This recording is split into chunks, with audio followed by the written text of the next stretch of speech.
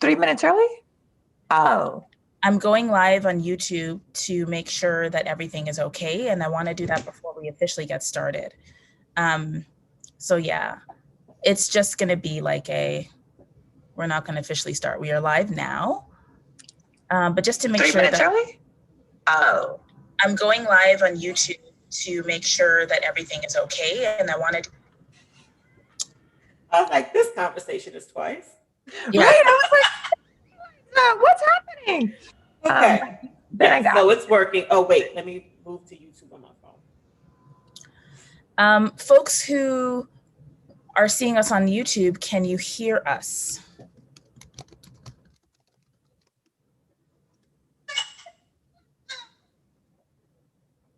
There is one person in just now. So as people join.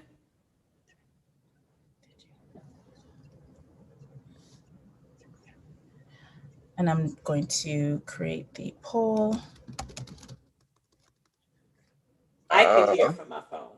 So do you know? Okay, S.H. Morris.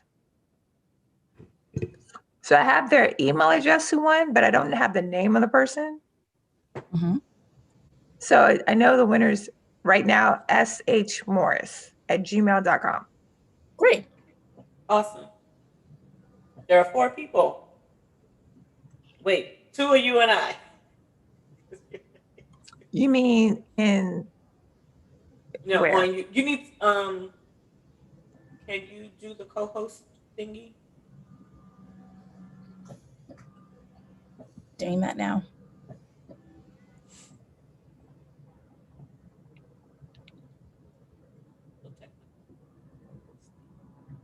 Okay. And it's still a $25 gift certificate, right? Yeah.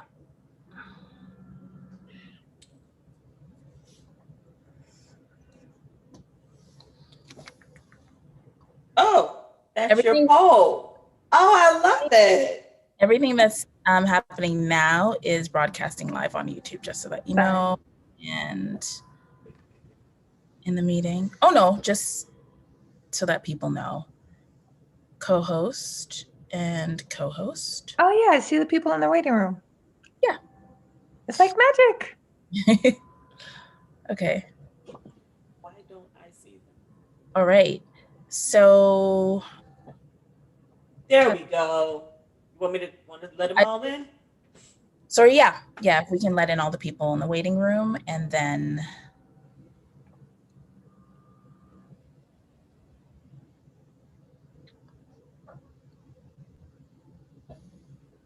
I'm going to start recording now. Don't forget.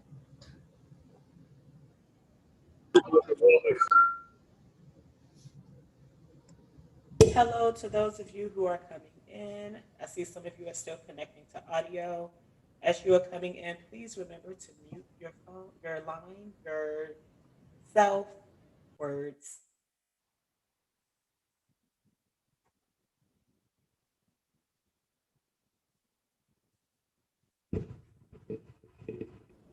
Hello, everyone. If you feel comfortable, please turn your videos on. Yes. If you're comfortable doing that, we would love your faces. Thank you for those faces.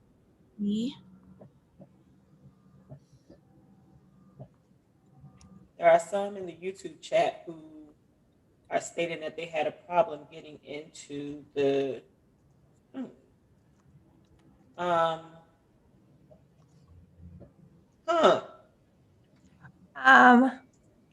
You can send them the Zoom information. That might help because sometimes there's an issue with to connect like integration with Eventbrite.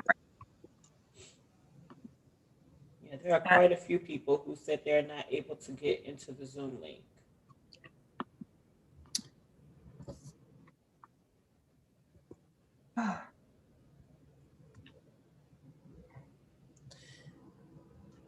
Sharon, I just sent you a direct message, so if you could respond, that would be super helpful. Sherry on YouTube, I also sent you a direct message. So Zoom Zoom's acting up for some people. Yeah. Let me go back and see if I can get in through my phone. So for the people who were able to get in, did you have difficulties? Did anybody who's in the chat right now have difficulties getting on? Yes, I had a lot of trouble. Yeah, and what was happening? I got error message after error message. And then when I did get in, it wasn't here. And then this last time, it just worked like it's supposed to. So I don't know what was different, but yeah, I received quite a few error messages. Okay, Yes. so for those of you on YouTube who did register and got the link, try again, please. What I can do is send a quick email. Yeah. Eventbrite with the actual link. Okay. Maybe that'll help. Yeah. So, Yes. so Njeri, when I tried the little underlying Zoom and the number 1, it didn't work. But when I clicked where it says event live, join here on the picture, it did. So I wonder if we just direct people to do that, if that would help. Yeah. We can maybe do both. Like tell them to click the picture and send them the link. Okay, thanks everybody. Yeah. I'm loving how community is working right now. So if you are in the Zoom right now, we have created a poll for you. So we anticipated that at the beginning we might have some hiccups. So Zoom keeps throwing different things at us each time. So there's a poll that I've launched here, and feel free to answer the questions while we are waiting to start. There are 3 questions in the poll. And I'll just send a quick email through Eventbrite to people to with the link. Yeah, and also, y'all, thank you all for letting us know, and thank you for your patience. Yeah. This is it's like we have a different issue each time. Last time people on YouTube couldn't key in the chat. This time Zoom is posing a problem. So Well, apparently it's not us. That's all we can say. It's not us. No, it's definitely not us. Well, Zoom is like, well, you guys are the ones who are all like, all you touch, you change. So So I heard of this really cool term, and for folks who were there last night, I used it last night, digital alchemy, using online tools to create community and and influence change in ways that those online tools weren't meant to be used. So that's what we're doing. I like it. It's a coin turned by one of the co-founders of the Octavia Butler Legacy Network. So that's why the technology is breaking, because this is a process of digital alchemy. in case you're having difficulty. Yeah, my brain was just like, okay. Okay, I've sent an email to everybody. So, okay. Awesome. I love this poll. Yes.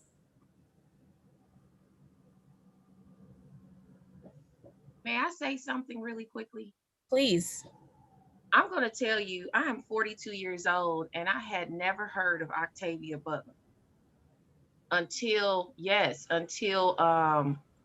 like it was almost like that catalyst with what happened to Mr. Floyd. Like everything just went whoosh, right? Just came all together. And so I said, okay, let me sign up for this, because I never heard. I know we had a Black sci-fi, and I'm a sci-fi geek, so that was even crazier, right? So look, let me just tell y'all, I had never heard of her or the books. So it took me about 2 weeks, because it's still COVID-19 and they still operating like that. And like I got all of the books. This is a good thing in the library. This is a good thing. I had just, and then I have twin daughters. So if you see one in the back, she's doing her little foot detox. But I appreciate you all even putting that out there, because I did not even know. And it's even weirder, because we have those magazines, book page, magazines in our library. You won't see her in there. Octavia Butler's name until I saw, until Mr. Floyd's incident. All of a sudden, it's just like a whole list of Black pages of, Black people. And I'm like, where are all these people been for like 4 decades for me? So thank y'all very much. And I'm also in law school. So, for me, her writing is just cool. It's so cool. And it breaks down a whole lot of other things, that some people may not see. So thank you all. Agreed. Thank you for sharing. Well, I'm 59 years old, and I hadn't heard of Octavia Butler till a couple of years ago. Did you say, sorry, you're 59? Yeah, 59. Yeah. Bless all of you who are sharing your ages on the internet. I'm 59 too, and I found her by accident in the library 20 years ago. This is amazing. Like the accidental find is how I found her. I was younger and just perusing, walking through Barnes and Noble. That's how I killed time. Yeah, I went to a book signing with N.K. Jemisin, and she mentioned her. I said, oh, if you want to read Black sci-fi, you got to start with Octavia Butler. That was about 5 years ago. If you guys haven't heard the NPR story that was last month, they have clips of Octavia's voice.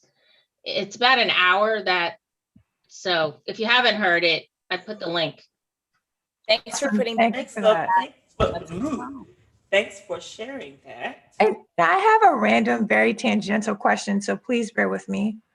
I have not done research on this, but there seems to be a high correlation of being a Black woman lawyer and being really into sci-fi. And am I making that up, or is that for real? I'm going to say yes, because I'm not a lawyer and I'm in. Yes, it is. It is. Yeah, and I'm not a lawyer either, so I'll say that.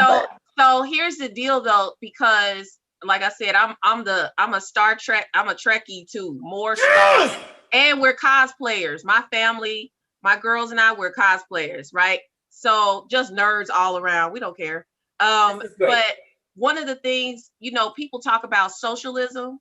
Well, technically, that's what the Star Trek universe is, a nice socialism, right? Yeah. And so when you can combine the thought process, even in law, even when you write up memorandums and things, if we like it or not, the United States is based off of the Constitution. The Constitution was made by mostly white men. Many of them were slave owners, and they had their own universe of socialism. It was their universe of socialism and capitalism. And so when you put that all together, and when you have to deal with laws in every state, it straight says the same thing. So it's just the certain way of wording it using Greek and Latin terms. Got it. Oh, that's so powerful. I like that. Thank you for the insight. So yeah, because I was like, I didn't expect. Yeah. Because I was like, yeah. Go ahead, Njeri. It is, and we will be starting officially in a few seconds.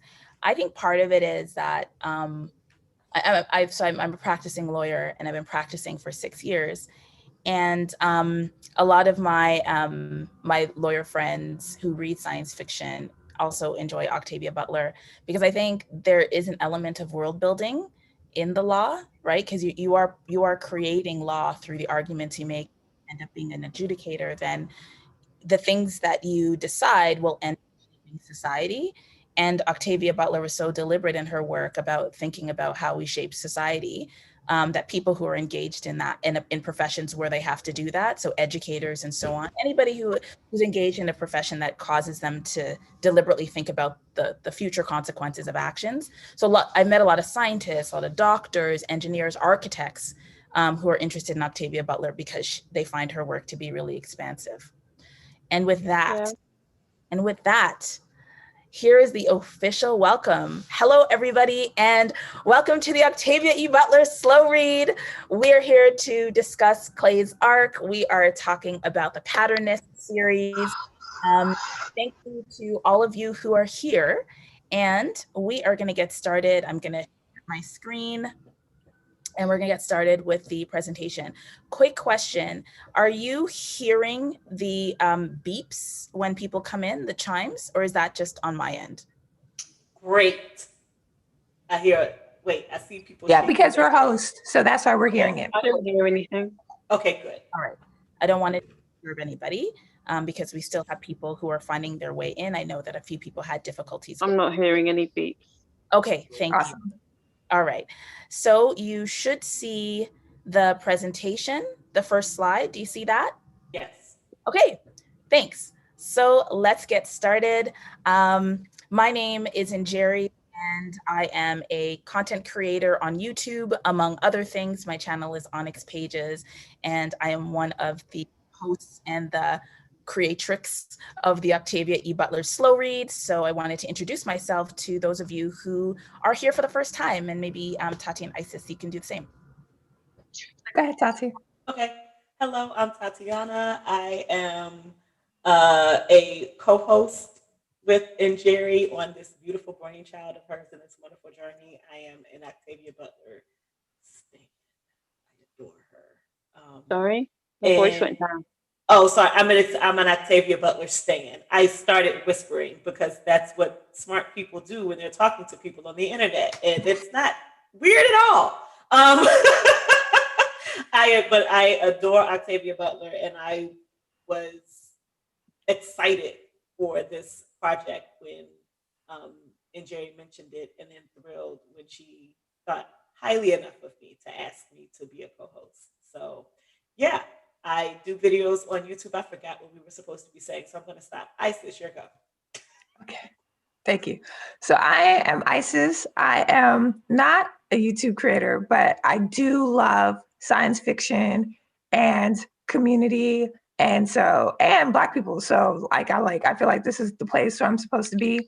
Tati and Njeri look amazing, but I'm having like a lazy Sunday, so I'm literally on my couch and still in my pajamas. So I appreciate grace around this, but I need to discuss Clay's arc on so many levels. So I'm so happy y'all are here. I'm so happy y'all are here in depth.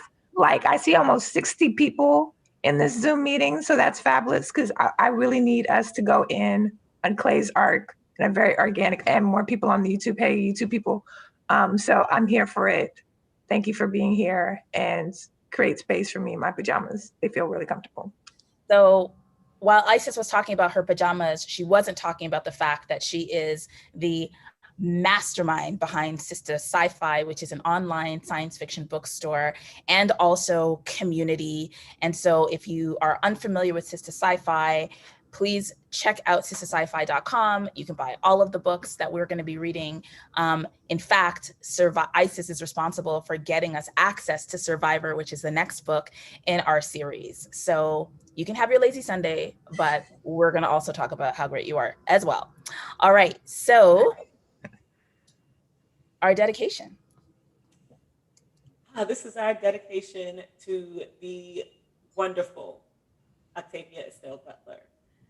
You wrote for freedom, yours and ours.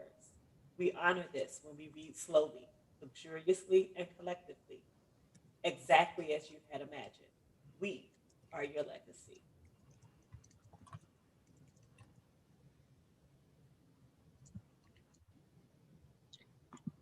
Okay, so I am walking you through the agenda. So first up, welcome and dedication. And Njeri will walk us through the group agreement. That's just to make sure that we are creating a safe container for this conversation. Then we'll have book chats where we'll really go into the themes presented by the book. We'll do community polls. Njeri, Tati, and I will go through our reflections of the book, and then we'll enter into breakout rooms. Each of us and Regina Renee will lead a discussion.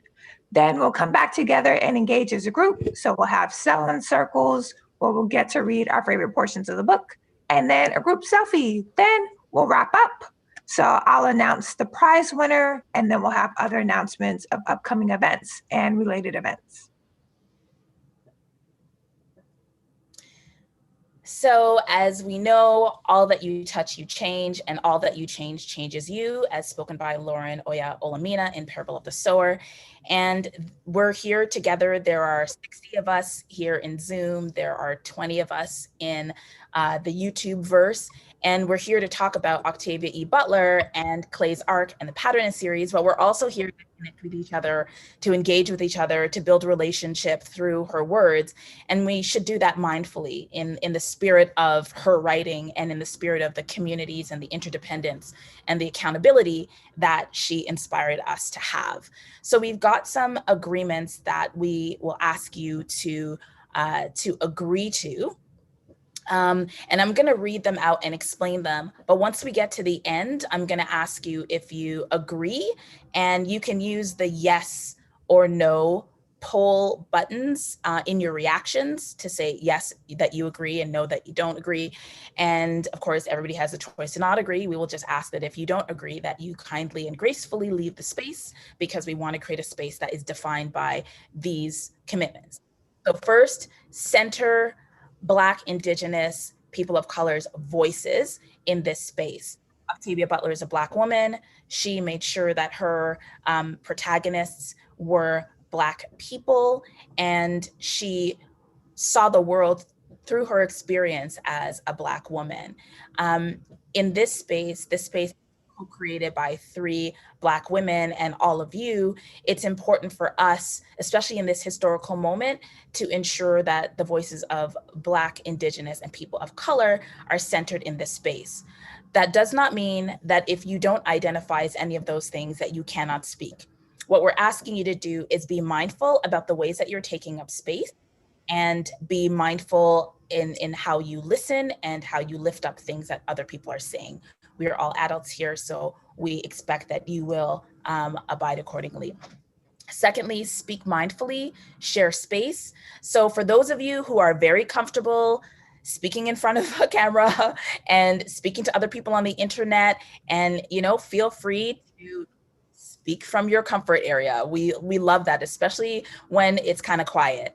But also recognize that there are people who, because of choice or because of ability, are not able to or willing to speak up and take up a lot of space in the room. So a couple of things. Number one, if you notice that somebody has said something in the chat, maybe before you speak, you can note that and encourage people to take a look at what's in the chat and to engage. Think about the various other ways that people might engage, like doing a thumbs up, for example, or just kind of like nodding in the camera, right? So think about the fact that we're all engaging in verbal and nonverbal ways, and create space for all of the different ways that we are. Third, hatred will not be tolerated. That should be self-explanatory. However, propagators of racism, transphobia, and other forms of hatred will be removed from the space, and we won't ask any questions. You'll just notice that you're no longer here, and that is how we're going to maintain safety in this space. And I just want to highlight particularly, because all of Octavia E. Butler's works deal with various forms of oppression. That's the reality of writing from the perspective of a Black woman. Clay's arc in particular has trigger warnings for sexual violence, also disability and violence against people with disabilities, and a number of other kinds of trauma. So when you're commenting about these things, if you choose to, be mindful in the way that you comment about these things, but also be mindful that there are intentional and unintentional ways that our words can constitute hatred, even if we might not intend to. So we as facilitators are going to be mindful about that, but that's something that we would ask you to self-regulate. And then finally, share responsibly. So we are comfortable with you telling people how great you think the Octavia E. Butler slow read is and shouting it from the rooftops. That's awesome. Thank you for that. But if you want to take a screenshot, and in the breakout rooms in particular, please just ask before you do so. And also, like a quote that somebody has said and you think you want to share it, message them privately and just say, wow, that was really great. Do you mind if I put that on Instagram in quotes and I attribute it to you? So just be very responsible about the way that you share things that other people say, and err on the side of caution in that regard. So I'm going to ask you to indicate with a yes or a thumbs up if you want that you agree to abide by the group agreements, and you can use your reactions button to do so. And also if you're in the, thank you. And if you're in the YouTube chat, please just type in yes or agreed. That would be wonderful. If you feel that this is restrictive for you, then feel free to leave, and thank you for being here so far. All right. Tati. Sorry, I am going. Can you all hear me better? I got a message that there was an issue previously. Okay, so few things before we begin. Get your books ready at the end of the discussion today. When we come back from our breakout rooms, we will be taking a group selfie. So make sure that you have your books handy and ready to go. And also, before we finish, when we come back, we will have a sound circle where we will each get the opportunity to share and read a quote from Clay's arc. So if you have not taken the chance in your reading to flag something, by all means do so. As we go through the discussion, we can you can take some time to flag something that you would like to read and share in the sound circle. Also, this is a full out discussion, so there will be spoilers. We are not holding back or cutting out the nitty gritty of the story in any way whatsoever. So if you have not finished it and don't want spoilers, you're gonna get them if you choose to stay. And then lastly, if you notice something, say something. You can send a message directly to me in the chat. You can post it in the comments on YouTube if you see something or where someone has you feel been inappropriate in something that they have stated, something that they have keyed. Feel free to let us know. As facilitators, we are paying attention to what we are seeing in your beautiful faces as you participate with us, but we may miss things in the chat. So by all means, you can send us a direct message or say, hey, in the YouTube chat as we are multitasking while facilitating.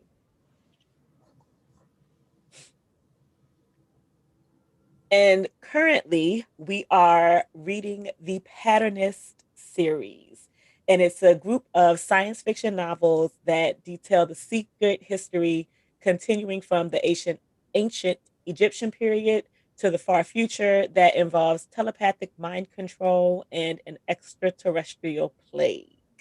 The recommended reading order is not chronological as far as how it was written. Excuse me, it's chronological, not publication order. The publication order, Pattern Master, was written first, but that is not the recommended order for the series. We started the series by reading Wild Seed.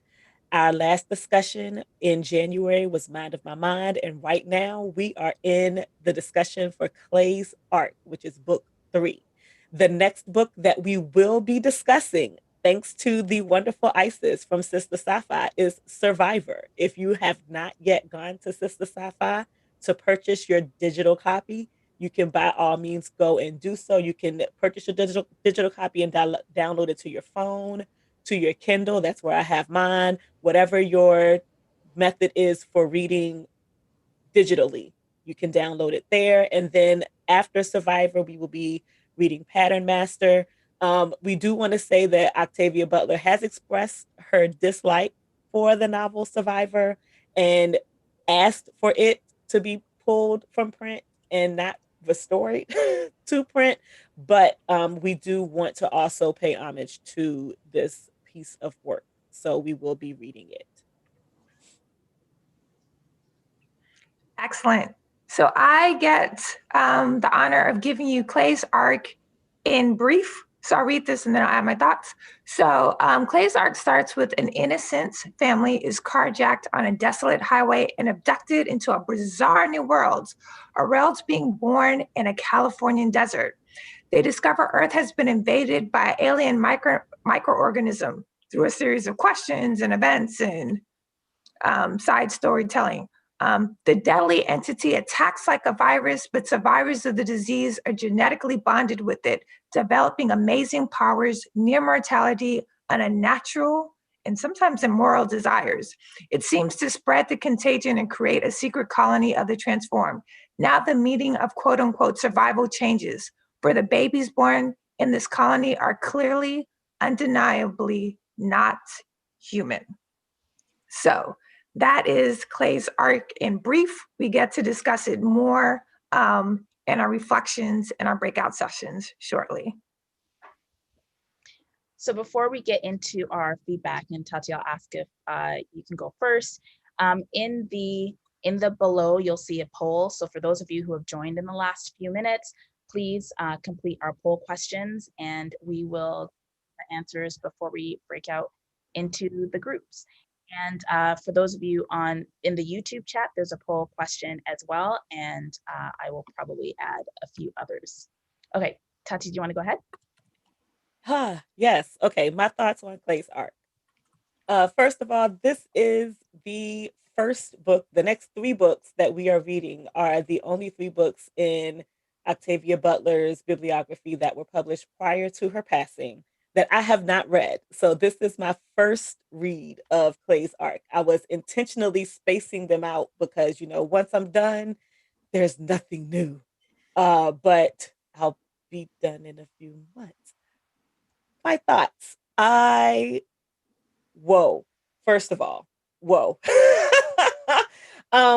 There's a lot that is going on. First, I have to say that I was somewhat disappointed that we don't actually get Clay. And this is with the full knowledge that Octavia Butler does not do direct sequels. But for me, for the timeline of Clay's arc, when we get there and we meet Eli, it's like maybe 50 years after Mind of My Mind. And I'm like, you couldn't have done like 45, 43 somewhere so that we could have experienced Clay as he became comfortable in his abilities and as he was able to discuss and speak with others. So that's one thing.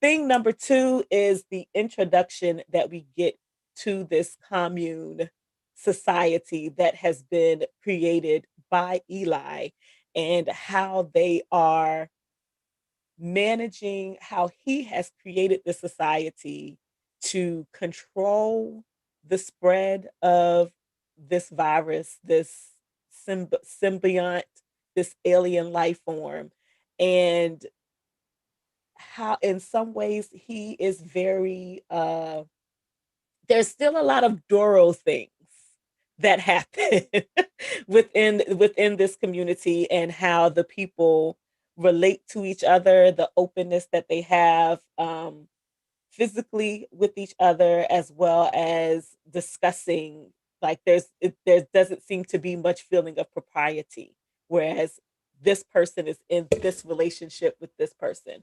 And in going through all of that and seeing Blake and Renee and Kiera come into that community and how they each responded to the community differently.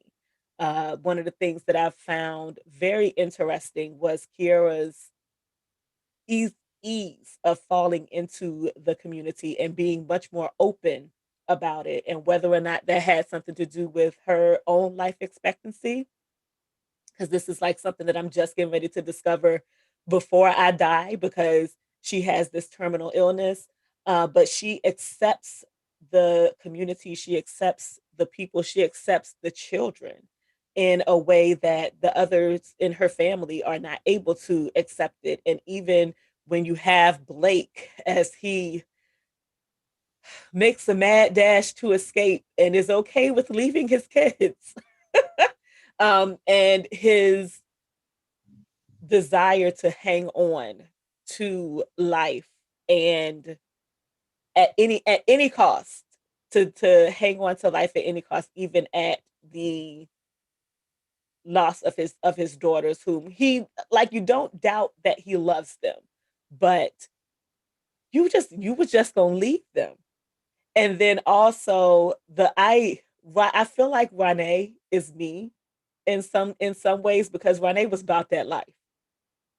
And she was okay, we not taking this out. You not I'm taking as many people with me as I can, because you all have decided, not the commune, but the car gang. Like, I think she knew once she got into that situation that there wasn't going to be much that she could do to escape it. And it's ironic to me that the one person who makes it out is the person that no one expected to live. And so I'm truly excited to see what happens next, because there's so much that I'm still digesting. Like my notes from Clay's arc, just in my own personal thoughts, are 4 pages long. And so there's still so much to digest and come to understand. And this is why Octavia Butler's work is like very patient with you rereading it, because each time you read it, you get something different. And then as you read it and get the opportunity to discuss it, you get more understanding from other people. So I'm gonna stop talking. I don't know how long that was, but okay. You're fine. I'll go next if that's okay. So I finished reading Clay's arc last night with the slow read, the people who are reading on Onyx Pages. So first of all, shout out to everybody who joined and participated, because it was awesome. The good thing about reading together slowly is that like I can take time in between every couple of chapters and just ruminate without having to like dedicate my mind to active reflection. But the challenge is that I'm still in my feelings because I finished it yesterday. And the dominant feeling that I have having finished the read is like I'm uncertain and very uncomfortable. I'm uncertain and I'm uncomfortable. And Clay's arc left me feeling that way. And it's interesting to read the story during the context of COVID-19, because I feel like that is also how I feel about reading and being in a global pandemic. Clay's arc got me thinking about a number of different things. One theme is community and family, and what happens when you are taken in a very violent way. You know, you're being told that your life will continue, but it's going to be controlled by someone else, and you can decide to go ahead with it and to accept your circumstances and make the best of it, or you just can't and don't. You have to push up against it. You have to leave it, right?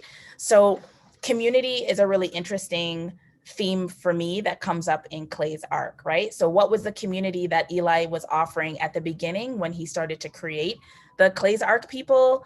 How did that community develop from the past to the present?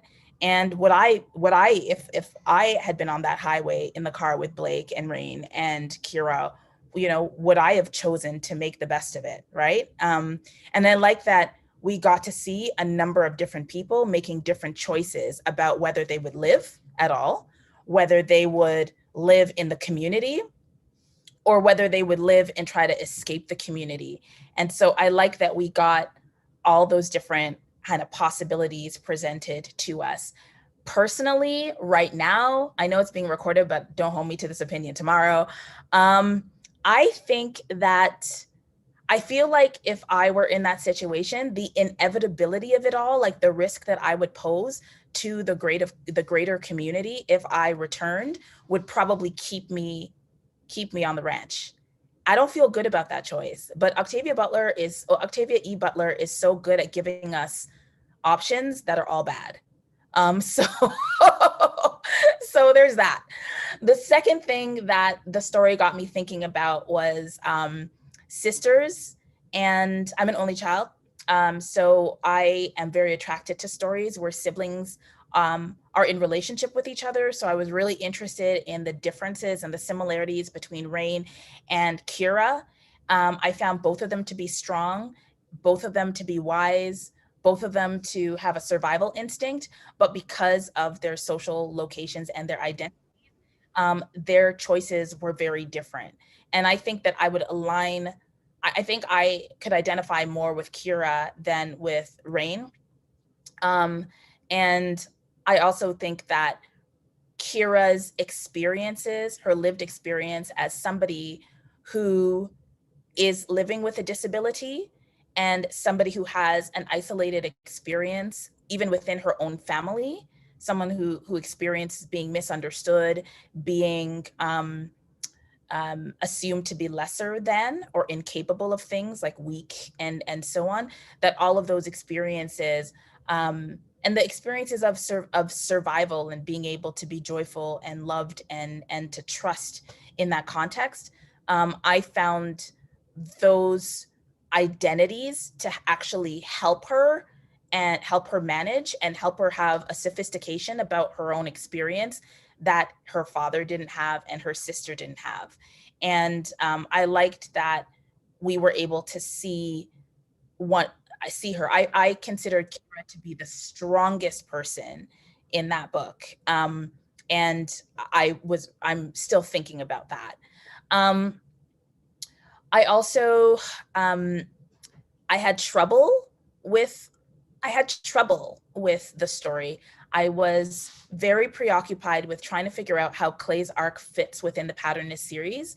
And I was looking for little like clues and hints in the story that would connect to Wild Seed or Mind of My Mind. And that was a bit distracting, but I was looking for that a lot. I was also, while I was reading it, I was also like asking myself, what do I need to be resolved in the story? Like, what is the end, right? Is the end they go back into the city and we see what happens? Is the end that somebody finds them? Like, what's the end? It seemed like this story really didn't have an end. It was like a snapshot, and maybe there's a tomorrow, but it was just, this is happening, and we were just presented with it. Whereas in Wild Seed and Mind of My Mind, there seemed to be more of an end. There was like a real clear climax, right? I found myself comparing Eli to Doro a lot and reflecting on all of the different models of control and community building, and control and power and domination that we were able to see through Anyanwu and Emma, you know, different ways of doing things, Doro and Mary, and now Eli. So there was that. And I think I'm still trying to figure out where the book is settling right now. And in the breakout rooms, I really want to talk about power. I want to talk about women and people who birth, and how in any circumstance of colonization, there's this use of women's bodies and women's ability to birth in a way that's so particularly violent. And I think that Clay's arc took that up. Like, whenever we talk about expanding a community and building a population, we're talking about the use of uteruses. And I feel like, well, we're not always talking about the use of uteruses. That's actually wrong. But oftentimes in science fiction, that's what we end up looking at, right? So intersexual violence and other things. So I found myself struggling with the role of and the experiences of women.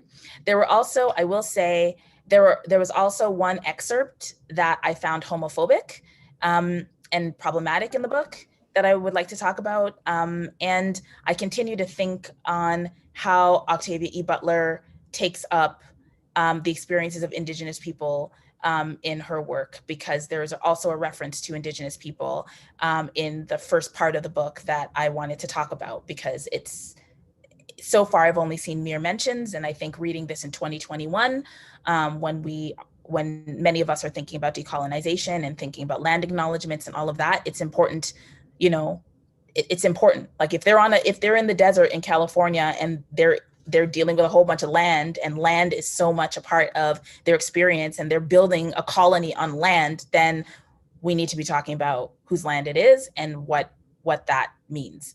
And then the last thing that I'll say is aliens. This is a story. This is an alien invasion story. And I had to remind myself, because we kept on, like, it keeps on being called the disease, but like, the disease is actually billions of aliens inside the bodies of human beings.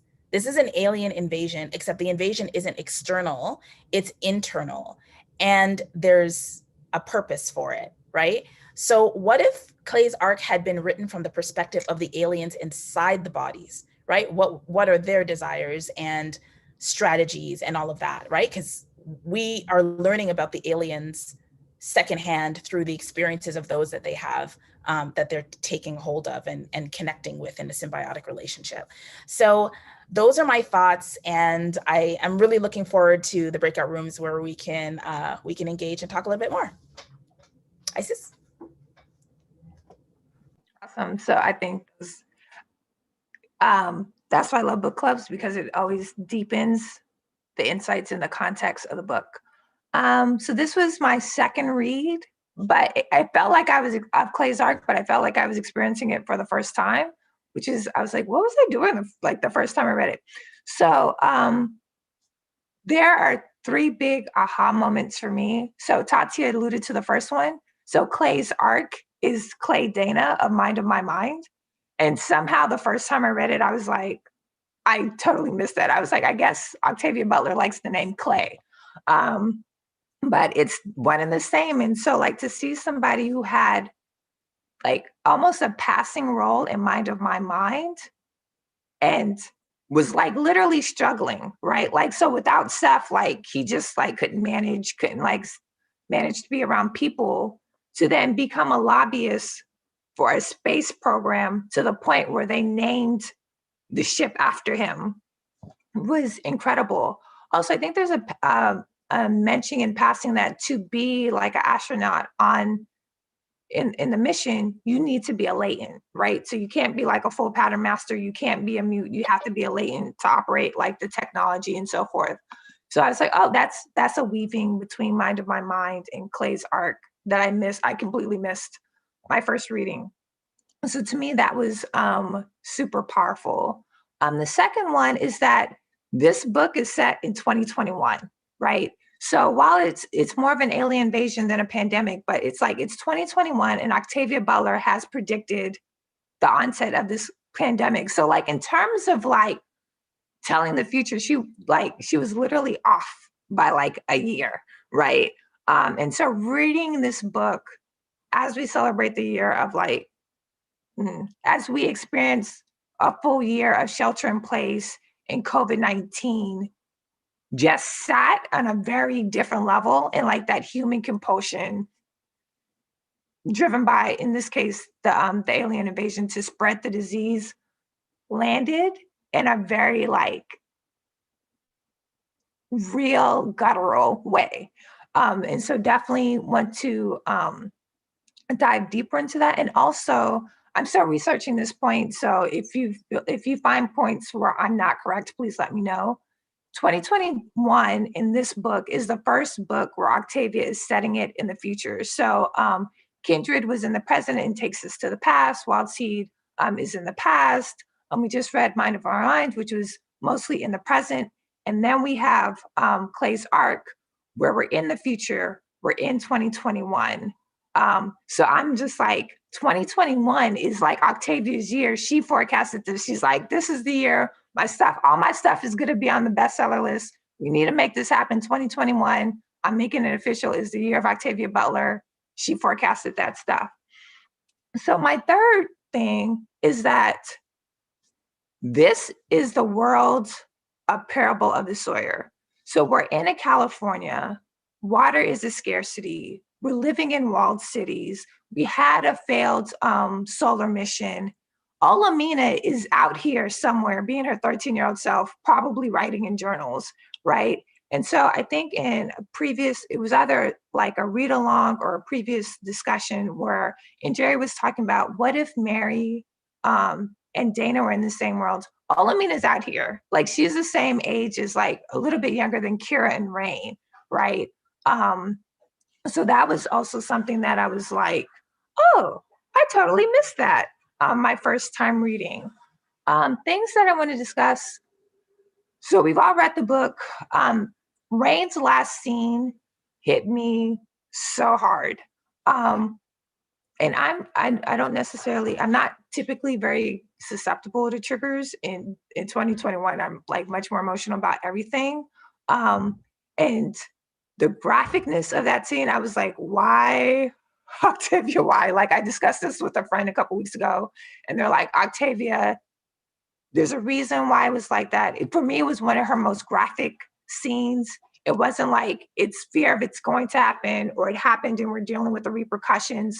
Like we are in the moments with the character. It's happening to her. It's happening to people around. And I was just like, this is a lot. So that's something that I want to dive in deeper in the group. Of course, decisions of choice, like what would you have done in that situation? And then also I want to dig into Blake's hubris. So we have Eli, who's a Black man. He's an astronaut. He's super smart. He's a doctor. He's managed to contain this pandemic for 4 years. And Blake is like, but obviously I know better, right? And I'm gonna go to the city. I'm gonna find a cure. Who cares? Like that you've been studying this like in outer space and in Earth for all this body of time. I'm going to disregard all that body of knowledge because obviously I, the white doctor, know better. And because of that hubris and to starting the global pandemic that supposedly he didn't, like he would do anything to prevent. So I definitely want to dive deeper in that and also get thoughts of like this new evolution in these kids, these like Clay's Ark babies, for lack of a better word, who see uninfected people literally as food, right? And what does that mean for humanity? So those are kind of the things that I want to talk about in the book club. I'm really excited. Usually I'm more like, let's do all, but like I have a lot to process about Clay's Ark. And I think it's just because of the timing. So I'm really excited. Ta-da-da, I'm done. I love the fanfare. That was great. I love to see it. I love hearing your thoughts, Isis. Just to pull in some pieces from the YouTube chat. So the first poll question was, did you enjoy Clay's Ark? And 88% of people said yes, 11% said no. And then we currently have a poll that asks, of the Patternist books we've read so far, which is your favorite? From the YouTube crowd, Wild Seed, 44%, Mind of My Mind, 33%, and Clay's Ark, 22%. So definitely Clay's Ark is trending sort of on the lower end of things. I wonder if that's about like how it left us feeling, like what the reasons for that might be. And then in terms, I'm closing the poll for the Zoom. So the first question, did you enjoy Clay's Ark? 56% of us said yes, 17% of us said still deciding, and 1% said no. Question number 2, of the 3 books in the Patternist series we have read together, which do you prefer and why? And Wild Seed is up there at number 1 at 46%, Mind of My Mind at 29%, and then Clay's Ark at 24%. And then question number 3, so far, we've seen many examples of how to pattern a community. If you had to choose a community to live in, which would you prefer? And the winning answer was, send me to the dolphins. I want to be free. And the next coming in at a whopping 15% is Emma's Farm, then Anyanwu's village before she met Doro, then one of Doro's seed villages, and then a Carr family. And no one wanted to live in Mary's home, and no one wanted to live on Eli's ranch. Okay? Okay. All right. So thank you very much for that. I'm just going to share the screen again before we move to the our group discussion. Okay. So as you know, hold on, let me close that and then. So as you know, we had a slow read, and I wanted to capture some of the quotes that people said during our slow read. So Jersey Femme said, Octavia's use of distance doesn't always matter in the Patternist series. The most dominant character seems to always have. And I would think about how you would finish that sentence. Christina says, Octavia's characters have a strong connection through touch. Anyanwu to heal, Doro to choose who to kill, Dana to take someone through time, Eli to spread disease. And Maria French said, OEB seems to give us characters that repeatedly have passions and desires that they don't want and can't always control. So if you'd like to get into deep dive conversations on a slow basis, you're welcome to join us for the slow read. So here are some questions that you might want to consider. Each of the facilitators will be asking their own questions and garnering discussion, but if you want to write some of them down or want to get to them, please do. So compare and contrast the different communities in Clay's Ark. What contribution does Clay's arc make to the Patternist series? Why do you think Butler gave us the past and the present timelines? How do you feel about Blake's quest? I know how Isis feels about it. And how do Rain and Kira's class, race, gender, and ability shape their response to their kidnapping throughout the story? So, Tati, do you want to introduce our fourth breakout room facilitator this time, because we're doing something extra special? Sure.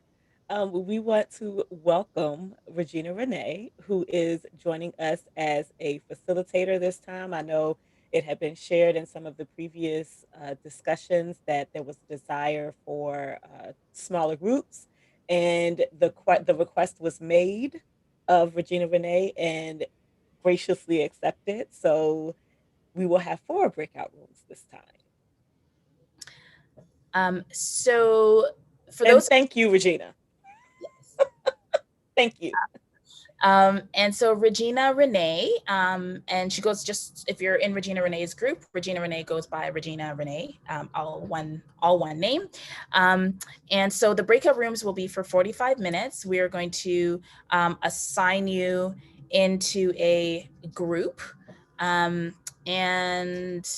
you should be moved to that group automatically. For people who are in Tatiana's group, you will be in the hybrid group. So it'll be you and also the people on YouTube. So once you get into your breakout group, then Tati will just ask you all to rejoin the main room, so that the people who are joining through YouTube will be able to participate in the conversation and integrate the chat function there. All right, so. And just to throw in, I know some of you have put in the chat that you have to leave. This will still be on Njeri's channel, and you can still go now. Even if you have to leave, you can go to Njeri's YouTube channel now. Thank you, Josh, for posting the link earlier to participate in the discussion through the chat there and hear what is discussed. Okay, so I'm going to open all rooms. Oh, hold on. Let me do this a little differently.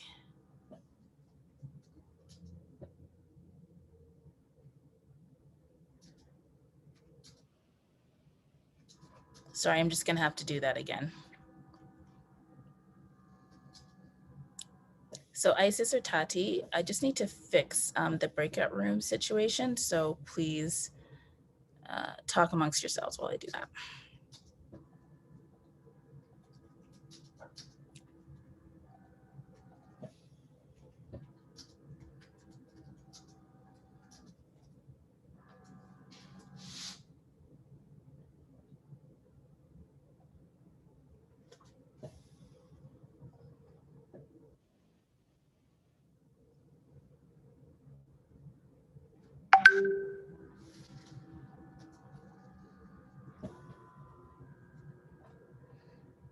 We just had a problem with the breakout rooms, so I just need to close the rooms and do it all over again. Yeah. Thank you for your patience, everybody. Okay, so it says not started. So we've got room 1.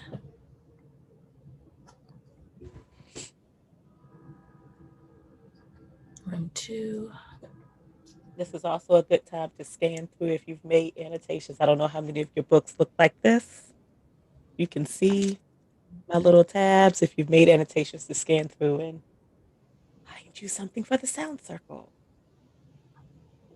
Okay. Yes, I'm definitely here for this. I think this should work. Oh, thank you for people who are saying work that digital. I'm an alchemist. I'm not having difficulty. I'm an alchemist. Okay. Let's see if this works. Okay, so you should all receive an invitation to join your breakout rooms.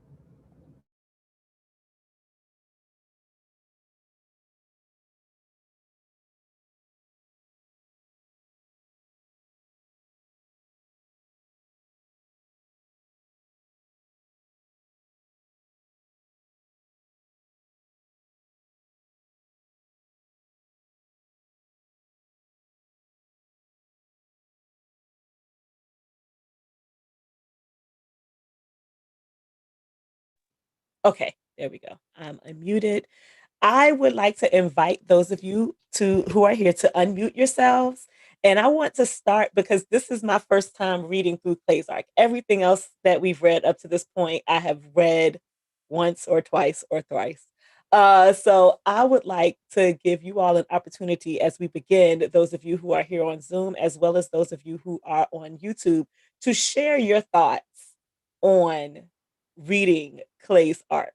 And I invite some brave person to go first. I'll be brave. On account of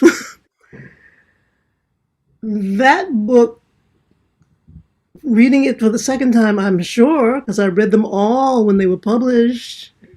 I don't remember most of it. And reading it this time was as if I had never read it before, except there were pieces here and there that were familiar. Most of Octavia E. Butler's work I have pieced together in ways that are seamless. There's one story in my mind, and that's what I remember pieces of. So to find it in a particular book is new. Clay's Arc left me feeling, when it ended, I wept. I was sad, I was hurt, I was worried, I was on the edge of despair. I had to remind myself, of course I know, there's more to the story. And not only is there more to the story, there's benefit in that which seems to be despairing. So it can't be all just the worst of the worst. There was good there. And I was seeking that goodness and seeing it throughout in various places. So to come to the end of the book and have it feel, oh man, what am I going to do now? What are we going to do now? All right? Right. Yeah. What are we going to do now? And yet knowing that what we're going to do now is create a new world felt so enabling and so oppressive at the same time. Yeah. Ooh, yes. Ooh. Enabling and oppressive at the same time. I feel that. Anyone else? Yes, Lisa. So, I kept thinking, when did she write this? Because I kept, like several other people said already, I kept feeling like, okay, but it's kind of now, and it's obviously setting the stage for the parable of the sower. And what is this about the aliens? Because it's not really a virus, so it's aliens. So now it's not just our thoughts that might get melded, but our whole cells that might get melded. And so I guess the whole time I was like KL in a way, because I know I must have read this before, because I know I read them all, but I didn't remember it. And then to even place it in the Patternist series, I was like, how does it fit? And then it has the aliens. And then the children are really going to be who ends up. And so in a way, it's kind of like Mary's Brood, right? In a way, but they're just left a lot to think about. And obviously it's not our world, but it certainly has so many parallels. It's scary. It was prescient in a way. Yes, when I finished reading this, all I could say was, holy shit, Octavia. Like, that's literally all I could say when I finished reading it. And I finished reading it in the middle of the night. It was like almost 1 a.m.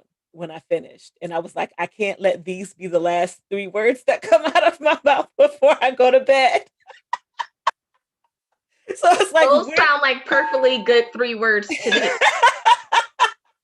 So I was like, where do we go? Where do we go from here? And I agree. It was in trying to see where this fit in with the Patternist series and where the correlation is, other than Clay, because it's got to be more than just the fact that the spaceship that Eli left on was named after Clay, because apparently once Clay became adjusted and went through transition, Clay was a genius. So, but it's got to be more than Clay. So that's one of the things I'm looking forward to learn as we continue with the 2 books in the series, is to where this fits in the series. There's some mention on the YouTube chat. I'm seeing y'all. So when I'm looking down, I'm looking at the YouTube chat. Just don't think I'm ignoring or not paying attention to what's going on. There's mention of the uncomfortableness with the sexual violence and in some ways, the act of sex. And I will say we will see this in some other of Octavia's books. I think Madam Butler does quite a few things that makes us think and intentionally makes us uncomfortable. And I think those are very good things to examine as well as discuss. Also, with as Njeri mentioned, with when this book was written versus where we are now, and the changes that have happened in society, and what is acceptable, what isn't acceptable, what is okay to just be out there saying, and what isn't anymore. There's a lot of things to examine and discuss as far as that goes too. Anyone else would like to share? Because I could talk to a brick wall and it'll answer. So please share. Sherry, you unmuted. Yes. So I just finished reading this last night, along with Njeri, as part of the read along that she does over on her channel. So I got a lot of things going on.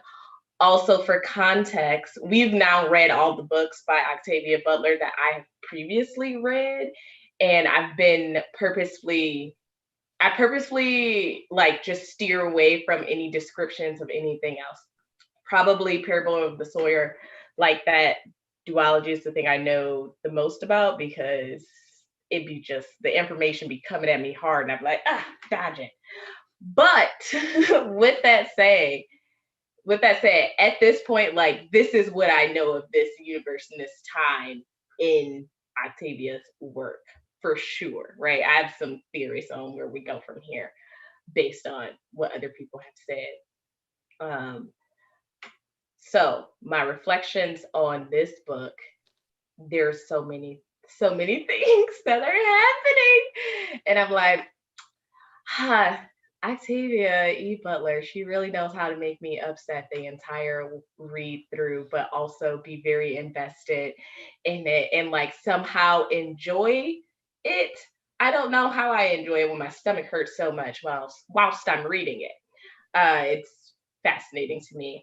I think the book left me like, I've been really thinking a lot. Well, initially, I was mostly thinking about, dang, she really got this timing quite right with this pandemic. In the book, they kept calling it an epidemic. And I was like, we know from jump it's not going to be an epidemic. Like, it's going to be a pandemic from the start. And because it was referred to as a disease for so much of the book, I'm like, yeah. But this is an alien invasion. And one thing that I've been reading in 2020, I just was exposed to a couple of different kinds of alien invasions. And this is definitely one of the ones that along this vein that I've been seeing, that I have been seeing lately. They're not recent.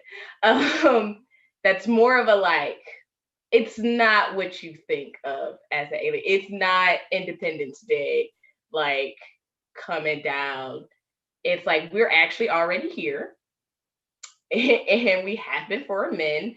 So I think of Annihilation. And so I've been thinking about that, and I've been thinking of Tati. I told you about this book after I read it. What's the by Tade? Rosewater. I don't know why I can think of that just now. So I've been thinking of those two stories whilst I'm reading this. It's not the same thing. It's not happening, but it's a familiar type of alien invasion. And it's not at all the same, but it feels familiar to me, having been exposed to those two prior, where it's like, yeah, the aliens are already here. Basically, you just gotta you either go get with it or you're gonna die. But you're gonna die either way, whether you get with it or not, because everything is changing right now, right? So you can either die now, you can be a part of the transition. And those are your two options, because when this is done, the entire everything is going to be different. And I guess I'm not so captivated with the way things are, that it doesn't really, like, that's not the part that bothered me the most about this story. But that's what I'm sitting with. There's other things that I want us to discuss, but I feel like I've talked a lot, so I'm going to pass it over to whoever wants to speak next. Would anyone else like to share? Feel free to, if you want to use reactions, to raise your hand, or you can by all means do that. While we are waiting, I have a question or a statement. There's this whole situation that happens or that's explained later in the story. And one of the things that I think is important to understand is that past and present, as we are getting them in this story, are like 3 years, like 3 or 4 years apart, or 5, however old Jacob is. That's how far back past this. So it's 4 years apart. And there's this whole idea of the fact that, number one, Eli was supposed to self-sabotage. Everybody on that ship knew that they were infected and knew that the only way to keep this symbiont from taking over human bodies on Earth was to kill themselves.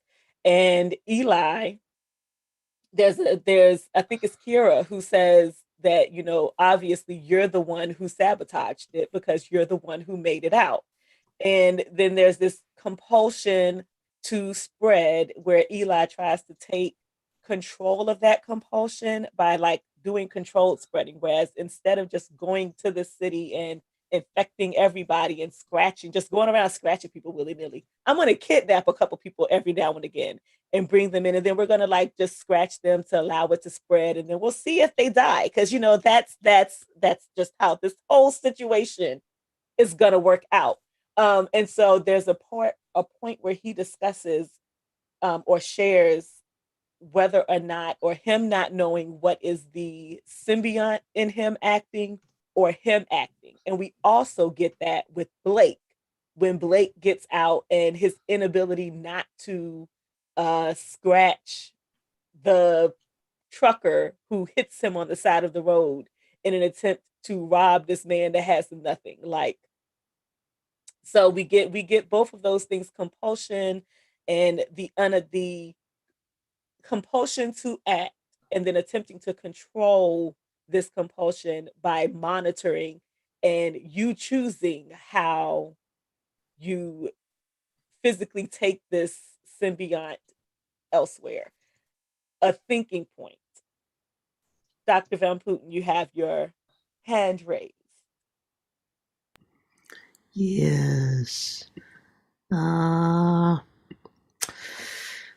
Several things have come up. Sherry Smith spoke about, you're going to die this way, you're going to die that way. And I'm thinking, in the world that we live in, apparently of organic matter, you're going to die no matter what. So it really doesn't matter if you die or not. What matters is what you take to death. What path do you take, and what do you do between breathing and not breathing? What are your choices that move you in the direction of the purpose of your life? which is a part of the master purpose, the pattern that we are all a part of. So that the death and fear of death is irrelevant in that way of thinking, because it serves no purpose. You're gonna die, it doesn't matter. That's what they tell us, right? It seems like everybody dies. So personally, I have some doubts and times about that, frankly. And I have what I believe are rational doubts about death. Because death is not what we think it is. It can't be what we think it is when we talk about death, because everything that dies lives, and vice versa. So it's got to be a part of a dynamic whole of coming and going, basically. So what's your path? What do you want to do while you're here? What do you want to help make happen or stop from happening? And then this thing about the symbiont versus, or which part of this is the symbiont, which part of it is me, so-called.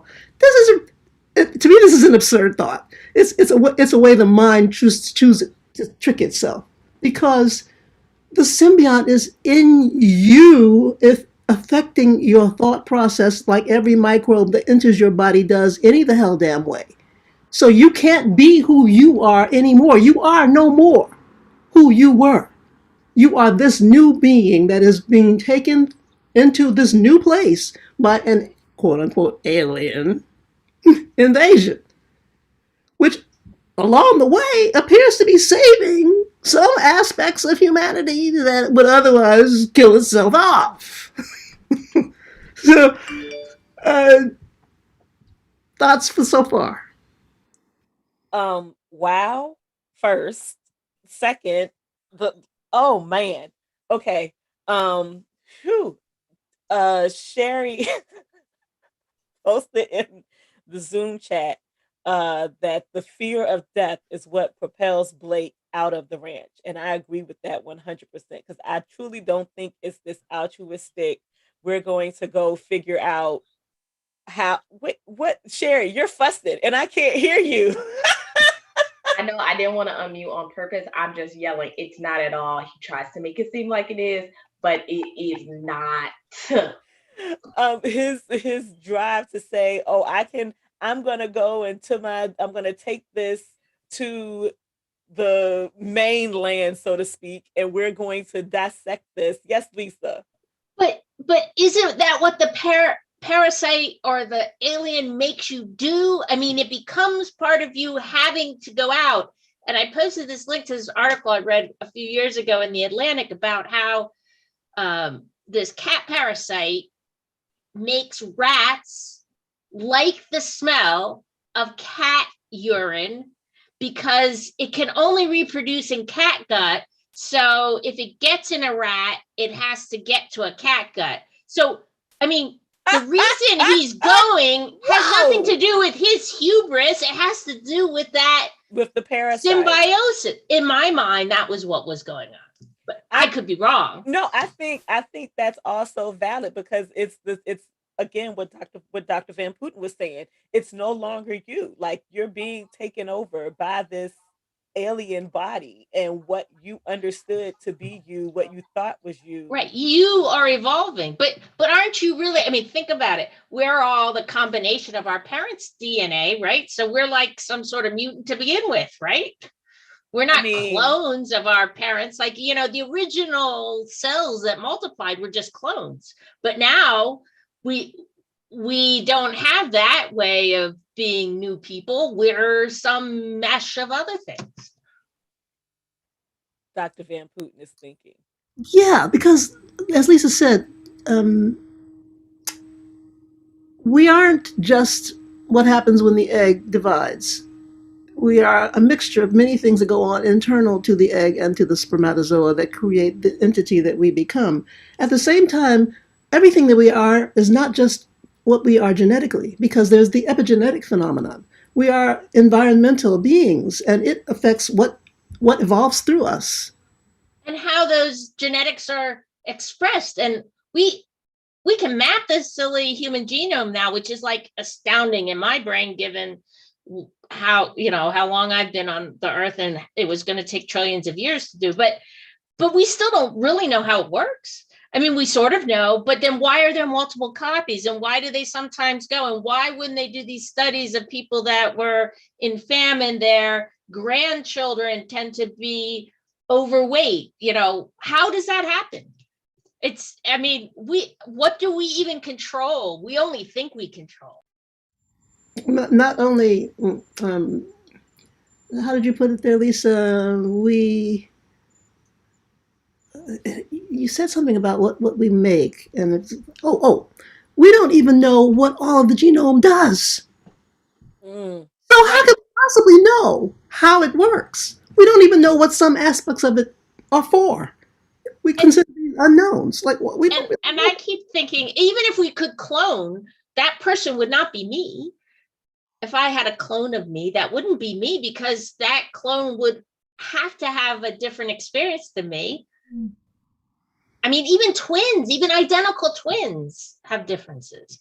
Yeah, there's no two people, just like snowflakes. No two people are the same, just as with the other people who are in this community, not one person reacts to this symbiont situation, relationship, and as well as the relationship with everyone else who's there. They don't all react to it the same way.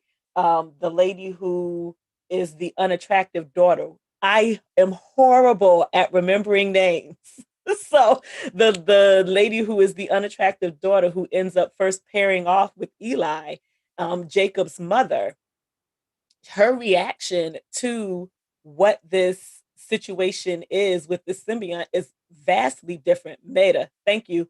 Vastly different from what the other parent, the other person who, the guy that they attempt, when they do the flashback, that they attempt to cross over, transition, in fact, who dies, who kills himself. Her reaction to his death is a lot more impacted than Maida's reaction to a lot of the things that are going on. And Maida's very matter of fact about the fact that Blake's going to be hers. Yes, Sherry with all the names. Thank you, because I'm horrible at it at that. But she's very matter of fact about the fact that Blake is going to be hers. Also, I put in the chat. If you don't feel comfortable speaking, I encourage you to use the reactions to raise your hand so that I can see you if you want to speak. If you don't feel comfortable speaking, because we are on YouTube and it's not as small as the group we are used to having in my room, feel free to put it in the chat. That counts as sharing as well. I also want to ask, there's a something that Njeri said when she and I were discussing the book off to the side, and she made the comment about Blake's description of the people in the commune and how they are emaciated and look sickly, and at the same time, while his daughter Kiera is emaciated and sickly because she has cancer, and the way that Kiera sees how he views her through his view and description and dislike, distaste for the people in Eli's community. That was something I was like, I hadn't even thought of that. That is the downside of reading Octavia like just one time. I should have read Clay's arc twice before this whole situation. But that, I was like, man, I totally missed that. And then also and I don't know, because I've never had a life-threatening disease that I miraculously survived.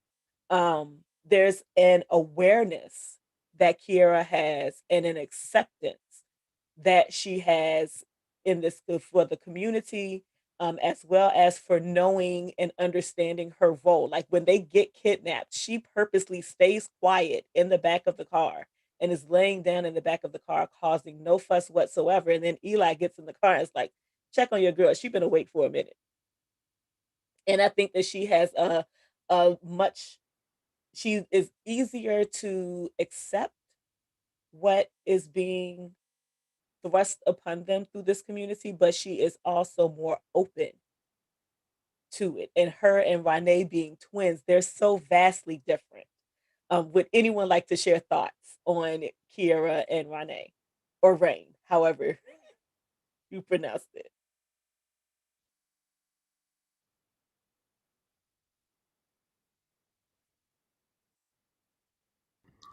I hadn't remembered that they were twins because I kept trying to put them in chronological order. Like, who's the older here? Is it Renee or is it Kira? But thank you for reminding me. They're fraternal twins, of course. I mean, I noted it, but I forgot. Yeah, and they're so different. Renee is combative at every, like, all of the fight that Kiera doesn't seem to have.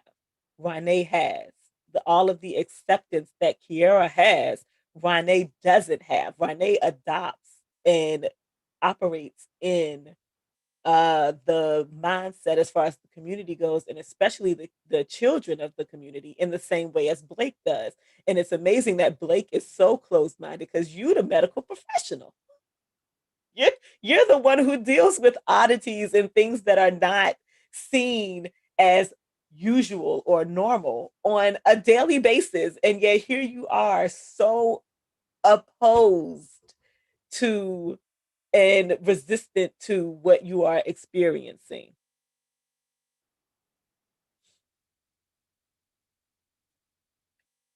I'm reading chat, and there's chats here. I was going to point out something else that sort of struck me. I think in all of these novels, as we reread them in chronological order and realize, you know, who knows what was in her head. I mean, she didn't necessarily have the parable of the sower in her head yet, but it was obviously percolating in many ways. But a lot of her little that she's dealing with, even from the very first one that we read, Kindred, is how do you reckon with your heritage and DNA and all of these? She has this mixture of races and personalities and just all of those difference. I mean, the whole thing that Doro's trying to do is to mix the right DNA to get the right traits. So and then now we've got this mixing with the alien. So there's this sort of interesting theme that I can see from the very beginning, because right in the first one, Kindred, which is really not part of this series, but obviously part of her writing, right? If she has to not kill her ancestor or else she wouldn't be. And now here we're sort of seeing a new beings coming with these children that walk on all fours and experience the world through smell and all that. I mean, it's just a comment. I'm sorry, I don't know how a conclusion. Humans smell tasty. Like we smell tasty. Well, because we are animals and meat, and we're not them, and we don't have aliens yet in us, right? Yes. There's something wrong with this concept of alien and versus human, though, because the truth of the matter is, biologically speaking, we are less human biologically than we are microbial. There are bacteria that are billions of times more cellularly constructive of who we are as quote-unquote human than what we would clearly identify as that's a human cell, that's not. There's more of them. Well, not to mention the mitochondria, which could be some alien anyway. That is the whole reason we're alive, right? I'm thoroughly enjoying this. Right. Also, this is so science that my brain is just like, okay. Listen, okay, I'm going to take it a step. Other thing I've been thinking about that's very in line with this is that they found this alien or this microbe to be present in everything that was living on the planet they visited. And by they, I mean Eli and his crew. Mm-hmm. One, who's to say that this is where it actually originated and it didn't originate from somewhere else and then comes to that planet?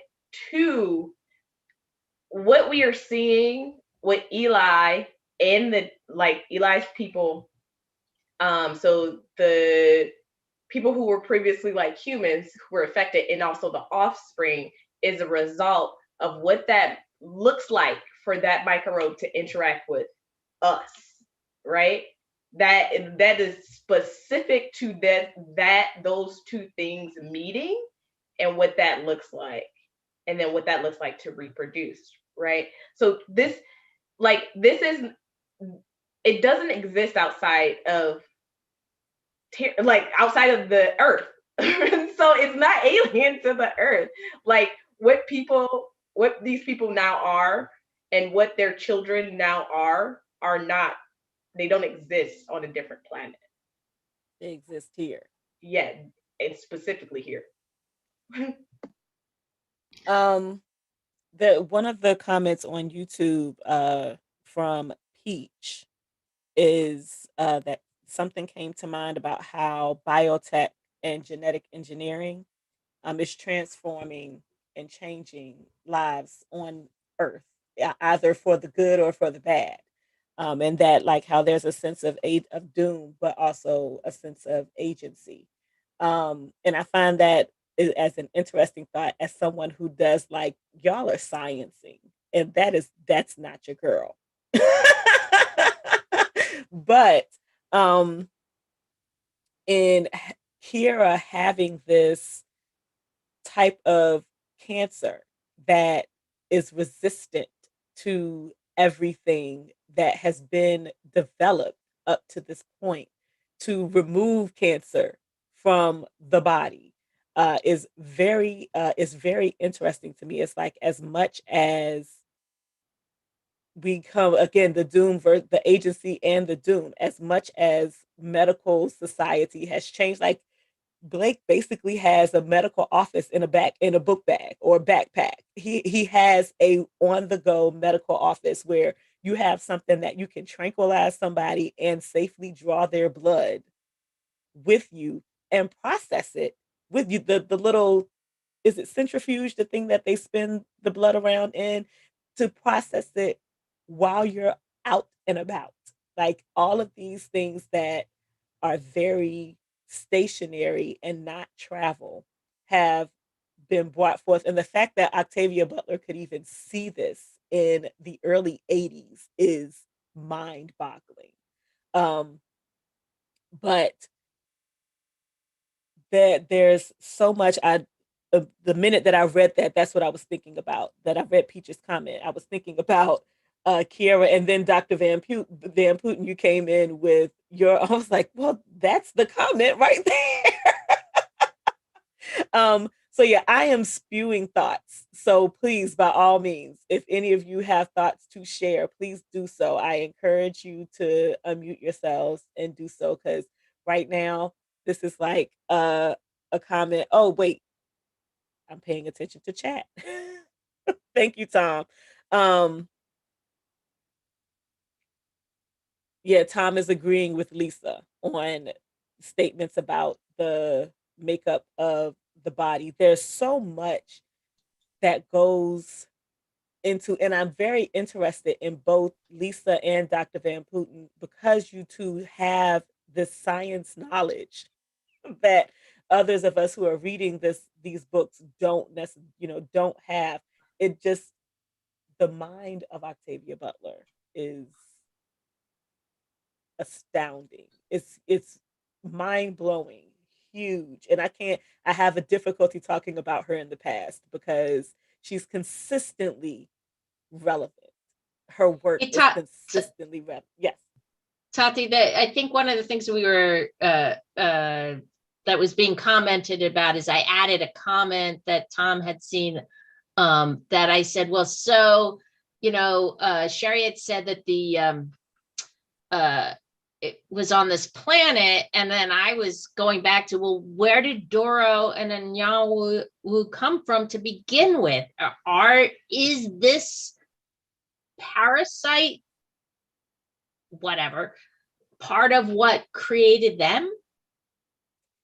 That's a very good question. And that's, I think that's what Tom was I think pointing out.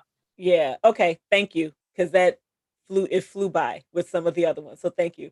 Um, help me out. Yes. Where did they? Yeah. Where did they come from, and how? Yes, Sherry. I was just gonna say, so my initial thought in response to that question for this specific microorganism that we've been talking about in Clay's art is that it wouldn't have been this one that would have produced Doro and Anyanwu, given the way that it responds to being in the human body in Clay's arc. We would have had this pandemic way earlier. That's not to say that their mutations didn't happen because of some other influences that are otherworldly or like not from Earth. That's not what I'm saying. But this specific one, I think probably not. Because Probably. we get that it starts with Doro, because Doro is very sure that Anyanwu is his child, or is his descendant. He is very sure that there's only one me, jerk. Um, so everything that's like me must have come from me. But yeah, that's that's But it's Eli, right? mhm. That's on the ship, and Eli comes from Doro. So Eli how come do from we know Doro. it's not because of his brain Yeah, thing? yeah. I So just how remembered do that. we know? I mean, viruses mutate. Maybe before it didn't do what it does, that by the time Eli brings it back to, back into Earth again, and it's been exposed to cosmic rays or whatever, et cetera, et cetera, et cetera. I mean, I can build something. I mean, it's all speculative because that's what science fiction is. Yes. So you can't rule anything out, but you can't say definitely anything either, unless Octavia Butler was still alive and could tell us. If And only. If only. Hi, Yolanda.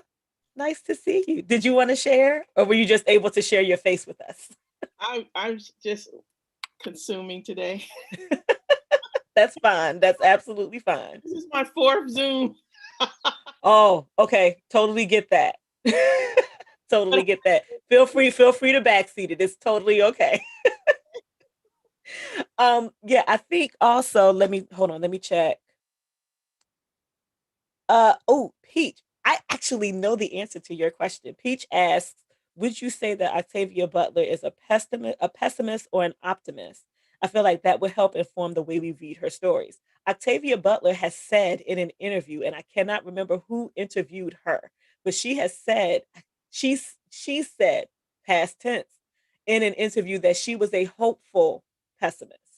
And so while she, took saw what it was, saw things and saw them as they were, and did not think positively of them, she still had hope that things could go differently than she thought that they would go.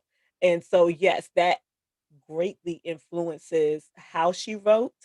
Um and it would make a difference in how you read the story as well, because even with this whole epidemic that becomes a pandemic, thank you, Blake, and as it spreads, and when that whole thing happened, like the only thing I had to relate it to was the Planet of the Apes movie, when the guys in the goes through the airport and he coughs and spews blood when he coughs, and that's how that spreads.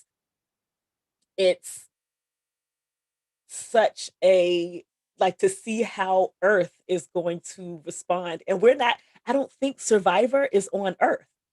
So I don't know if we're going to get, and I haven't read it, so I'm not sure, but from the synopsis, I don't think Survivor takes place on Earth. So I don't think we return to Earth until Pattern Master after this. So y'all, we're gonna have to like do a whole bunch of remembering and reflecting and note taking so that we can link all of these together once we get to the conclusion of this series because it's so much to take in. And even with Octavia's books being so small, like they're short books, they're under 300 pages. But there's so much in them as far as the characters, the makeup of these people and their minds and how they think about things, how they relate to other people. And then you bring in a symbiont that's got its own desires.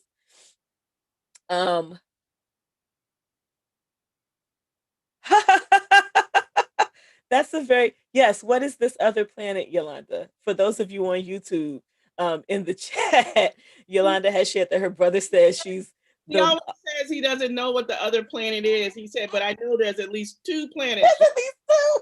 The most hopeful person on at least 2 planets. I said, what's the other? He's like, I don't know what the other one is, but it's beyond Earth. That's what he said. He said, I never met anybody as hopeful. And he said, and it takes you 7 years to get mad. Well, that is a very precious thing because it takes me probably 7 seconds. So I think I reduced it. I don't want to tell him. I want his heart to continue to shine about his big sister. That's awesome. that is awesome. So yeah, the other, yes, Sherry, you double muted. There you go. I had a completely separate thing that I've been thinking about since reading the book that I wanted to ask everyone if we're at that point in this discussion. We are letting it flow. So go right ahead and ask. Okay. So this is kind of a thought, and then I wanted to see if anyone else noticed this or if anyone else had feelings about this and what they thought. So part of the relationship that happens with the microorganism is that you then have this sex drive that happens, and the way in which the male identified individuals and the female identified individuals interact with each other. It seems to me, because the only and correct me if I'm wrong, but in reading, I think the only time that a non-hetero relationship besides the poly dynamics was happening is in mention of rape that happens on the roads. Mm-hmm. So it seems from what's on the page that in this future, the only sexual relationships that happen are hetero in nature, and that somehow this microorganism, it takes that and then turns it up a notch. And so I'm like, so what happens to all the queer people and that is the question. Asexual people, like of all the different ways in which the spectrum of queer exists, besides poly, because that's the only one that I see on this page. Where they at? Those are, that's where I'm at with that. That's a very good. Happy about it. Yeah. The way you said that is a very good question. Let them know on the back with how you feel, Sherry. I'm like, so we just let him exist no more? Is that what I just want to know if that's what is that what is happening in this book? If we look at who Octavia E. Butler was, my understanding is she didn't have any relationships. Is that everybody else's? So it's interesting that she writes so much about this type of intimacy when it doesn't seem to be something she had. I don't think that she didn't have relationships. I think that she did not have long-lasting relationships. I don't think that it's that she didn't have any. I think it's that she didn't have any that truly lasted, and were outside of the relationships that she had with her friends and those who were privileged enough to call her friend had beautiful relationships with her. Because I think too that relationship is more than who you lay down with. It's more, it's more than just that. And I think too that's why, hi to everybody who's jumping in. The breakout rooms are closing. I think that too is why, even when I, aside from my own perspective of being cis hetero, I think that's why sometimes when I read books where that aspect of it is missing, I don't notice it until I discuss it with someone who does not have the same orientation as I, who says this whole identity is missing, or the way that this identity, because the one person who is um, dealt with on the queer spectrum is raped to the point where he can't even function. He is out of it. Um, so yes, I think we all back? We're all back? We are back. Okay. Take it, Njeri. Thank you everyone for participating in the breakout rooms. I hope that you enjoyed the opportunity to connect in a smaller group and to talk about Clay's arc. We ended on a point that has me still thinking, so I'm sure a lot of people are just buzzing with ideas. And also a special thank you to Regina Renee for facilitating one of the breakout rooms in the discussion. So thank you for just giving us your spirit and your energy and your leadership in that regard. And on that point, if any of you enjoy facilitating breakout rooms and you would like to volunteer to do that, you are welcome to reach out to any of the hosts and just let us know, is basically what I'm saying. All right. So for any of the breakout room facilitators, is there anything that you would like to share? You don't have to, but was there anything that you wanted to present to the larger group coming out of your conversations? I just want to say that we have two people who science very well in our in our breakout room, and it really fed the discussion. Dr. Van Putten and Lisa are very science minded and shared with us some information to bring into the story as far as dealing with this symbiont alien and the relationship with the bodies that it puts itself in, and just thinking about that whole ground zero, like where the start of that is. And it was a great uh, addition to the discussion. Awesome. Yeah, in our group, it was definitely a container for me to process some things. So I would say that Mimi definitely helped me process the trauma aspects of Clay's arc, and I definitely needed that. So very selfish, and I think she had some anecdotes there. Kabirdas helped with that comparison of how Duro, Blake, and Eli kind of responded to the situation, and I think helped the group think about strength versus adaptability in that equation for survival. So that was a good insight there. And I think we had a lot of conversations in comparison, like how this book and some of the themes show up in popular culture. So Connie and Carol helped us make those connections. Somebody made a comparison to Avatar and how Rain was very similar to the character of Michelle Rodriguez. And it doesn't matter what movie she's in, it's like the tough girl with, the big gun. So that was a good comparison. And then also how we're pronouncing Ray's name and how that what reflection that is of the reader and the reading experience. So I think Mary said that in our group. Jennifer Boyd gave us some cool insights into Survivor, which I have not started reading. So that was fun. So I definitely enjoyed the group discussion, and I hope they enjoyed it as well.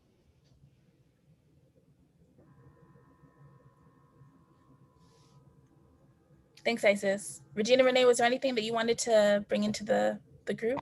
Yes, I think our group did a great job of modeling what a good pattern looks like. We each had different perspectives and strengths in different areas of knowledge, but bringing them together and sharing them one with the other really strengthened other people's thoughts, and it strengthened our group as a whole. And it allowed us to think more deeply and critically, hearing what other people were thinking and sharing those thoughts, and allowing space for people to express themselves the way they wanted to. So we were able to not only discuss what community looks like and the pattern and how it relates to the pattern, but using our different skill sets to help us try and find a connection, because so many were like frustrated. It's like, where does Clay's arc fit? And having a discussion about that and still discussing the themes of the community and the humanity and how we can model that together in exploring our books. And so wonderful group with wonderful insights. Thank you. And I really enjoyed our group. We had a lot of discussion about a bunch of different things. We tackled like who the villain is in the story and what choice we would make if we had to choose what community we would live in. There's a lot of conversation about just being with the dolphins and not having to be beholden to anybody else's will. We talked about a segment we talked about disability and a comment that Blake made about Kira. Well, not directly about Kira, but Blake and Eli's views of whether somebody who is not fully human or not human enough should live, or what that life would be like, and whether it would be a life worth living. So, and then we also talked about, like, we got into, Maria got us a little bit into the science of like, I don't know if it's what the name of the disease is called, but toxoplasmosis or something. And it's a disease that creates compulsions in animals. So like in rats, if they get it, then they actually run toward cats as opposed to away from them. And so we started getting into like all the weird science that that we've seen and how that might connect. So yeah, there's so much to talk about here with Clay's arc, and I get the sense that we'll continue to do so. So thank you to all of you for having this conversation and for bringing the book to life in all the different ways that that we do. So it's selfie time. So what I will ask you to do is please, I'll show you what the selfie for last time looked like. Regina Renee, do you have your hand up? I do. I would really like to invite Will B to share their final thought. They were literally mid-sentence when we came back over, and I would just, I'd like to cede the floor to my elder, and please let her share her final thought before we do the selfie. I appreciate your wisdom, and please. Talk about being put on the spot. At my age, I'd be to forget. If you don't catch me while it's hot, it'll be gone. But I do remember. We tried to catch you in the chat, but you weren't responding. So also, I'm ready. Okay. So we were talking about Blake and this whole concept of privilege, because he came into the situation, been here a minute, and I'm going to tell you how this is going to work, and just disavowed and, didn't even listen to those who had that lived experience. And my thought on that was that, I've made up my mind. Don't confuse me with the facts. Because when you challenge me in my place of belief, I'm very resistant because now I've got to rethink a whole slew of things. And that was basically it. I mean, I'm sure, if y'all let me keep talking, I'll come up on some stuff, but I'm through. Thank you so very much. Regina, that was such, all right, y'all. Thank you. Thank you too. Valerie, you have your hand up. Was there something you wanted to share? Valerie Poitier? I was agreeing wholeheartedly. I'm in the same age range. And when something new is presented after I've made up my mind, I am dead on where she was, because I can see back 20, 40, 50, 60 years and from any point, 20, 30, 40, and so I'm looking at everything that ever happened. So when I'm reading the story, I'm bringing that with me to the story. Mm-hmm. And so I think the range of possibilities, depending on where and when you are, where and where you entered, is amazing. And to hear the feedback from everybody is making my brain do something crazy. So thank you, everybody. Hopefully crazy good. Oh yeah, Good. absolutely. Totally Good. positive. Yes, All right. thank you. Thank you. All right, everyone, I want to invite you to turn on your video screen so we can take our selfie shot. And shout out to the people who wore green or something that was related to the cover. Thank you very much. We see you. And I think I can get everybody on one screen, which is awesome. So let me just get my crosshairs up. Okay. I got mine from the library. That's fine. Returned it. That's totally fine. Give us face. It's great. Okay. 1, 2, 3.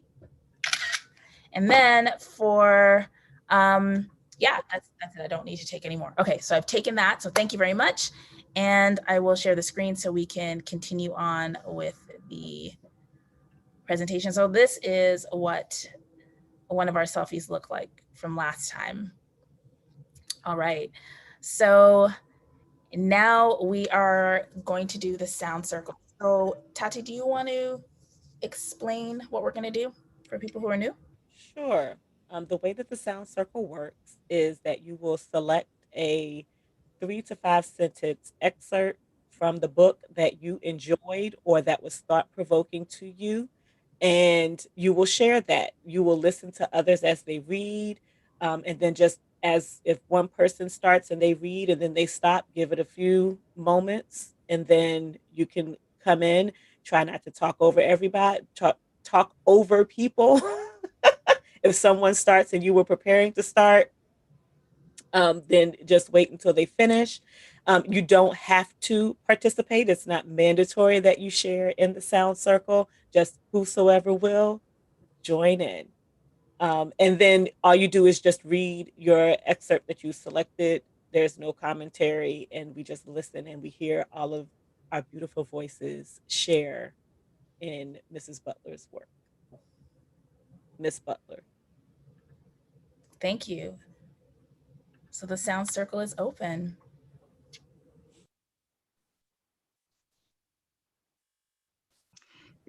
Will be you're on mute. You're on mute, Will be. Here we go. She wanted to stay with her own kind. Being alone was terrifying, mind-numbing. He knew.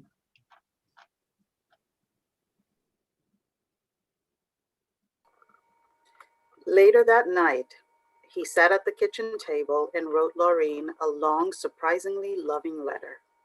There was no bitterness in it, no anger.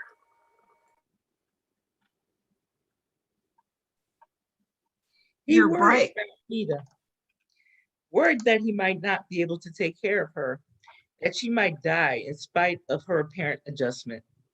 That would make him a complete failure. That would drive him away even if his sister-in-laws lived.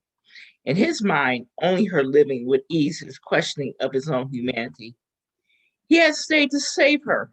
Now she must live, or he was a monster, utterly evil, completely without control of the thing that made him monstrous. She grasped the knob, turned it slowly, noiselessly. She heard nothing nearby, not even breathing. Yet the instant she opened the door, something small, silent, and incredibly quick leaped into the closet with her. Her moment of confusion and terror passed so quickly she was able to keep herself from screaming.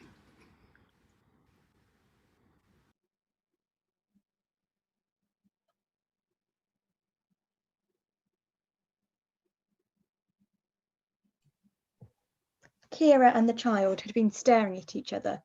Kira roused herself, met Lorene's suspicious eyes. I'd like to see her. You see her, Lorene said.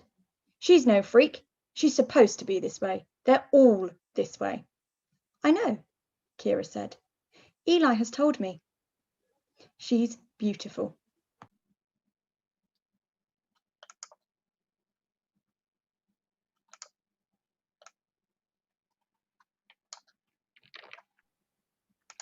The ship had died. The 3 people he had come to love most had died with it to prevent the epidemic he had probably just begun. He should have died with them, but of the 4, only his enhanced survival drive saved him, much against his will.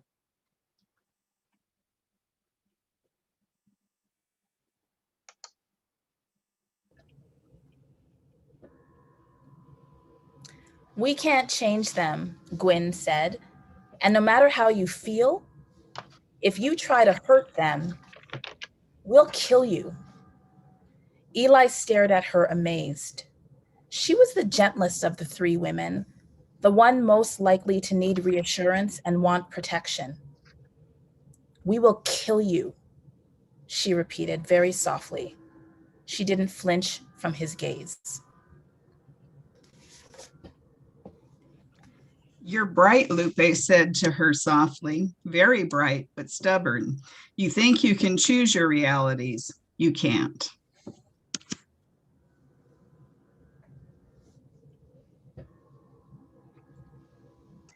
Toward the road below, where her father would almost certainly be passing soon. It occurred to her as she headed for the steep incline that she could be killed.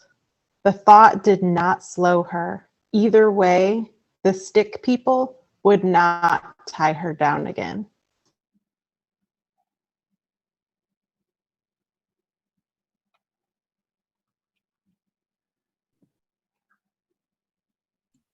Makes you like having kids, makes you need to have them. And when they come, you love them. I wonder, what's the chemical compulsion of love? Human babies are ugly even when they're normal, but we love them. If we didn't, the species would die. Our babies here, well, if we don't love them, if we weren't damned, protective of them, the clay's arc organism on Earth would die. It isn't intelligent, but God, is it ever built to survive?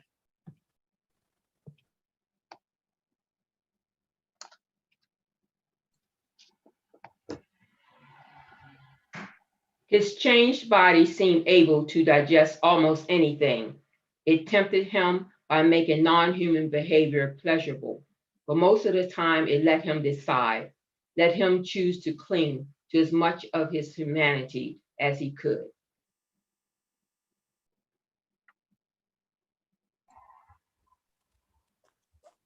Got raped her first week here. That's where I came from. Shocked, Kira spoke the first words that occurred to her. But why didn't she have a... Kira stopped, glanced downward. There was something wrong with asking someone why she had not been aborted.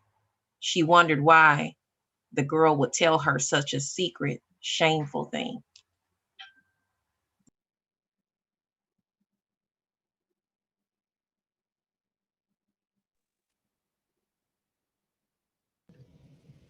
We haven't been getting enough by radio. Fires are being set everywhere. Maybe uninfected people are sterilizing the city in the only way they can think of. Or maybe it's infected people, crazy with their symptoms and the noise and smells and lights. LA is beginning to burn too, and San Diego. In Phoenix, someone is blowing up houses and buildings. 3 oil refineries went up in Texas. In Louisiana, there's a group that has decided the disease was brought in by foreigners, so they're shooting anyone who seems a little odd to them, mostly Asians, Blacks, and Browns. She stared at him. He stared back, expressionlessly.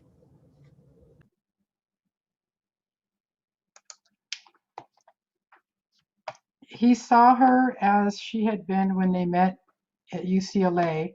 He was going to fight diseases of the body, and she diseases of a society that seemed to her too short-sighted and too indifferent to survive. She preached at him about old-fashioned, long-lost causes, human rights, the elderly, the ecology, throwaway children, corporate government, the vast rich-poor gap, and the shrinking middle class. She should have been born 20 or 30 years earlier.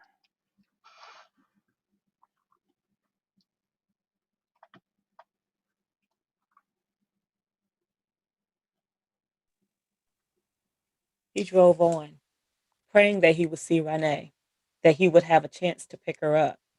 But he only saw stick people, menacing, utterly terrifying in their difference and in their intensity. In the moonlight, they seemed other than human. One refused to move from the car's path, apparently trying to make Blake swerve and hit a house or a huge rock. Blake did not swerve.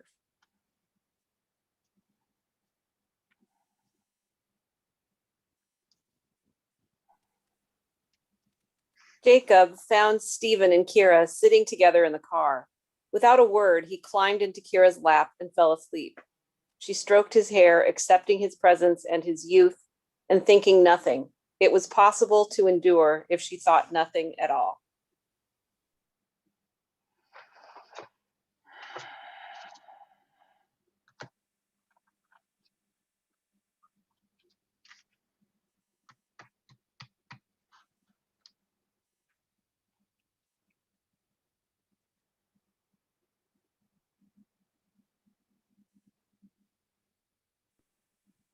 It was an old passion, he said. He said, I haven't touched a violin for months. I didn't know what would be like, what that would be like. What is it like? She asked. He began to walk so that she almost missed his answer. An amputation, he whispered.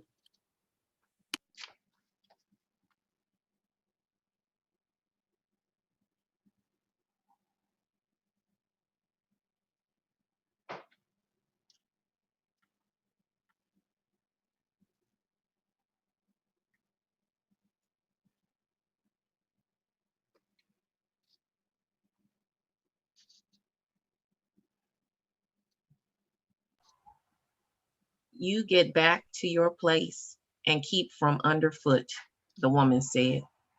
She was large and blocky. Rain at her best could not have gotten past her. Now all but helpless, Rain felt herself dragged back to her place at the wall.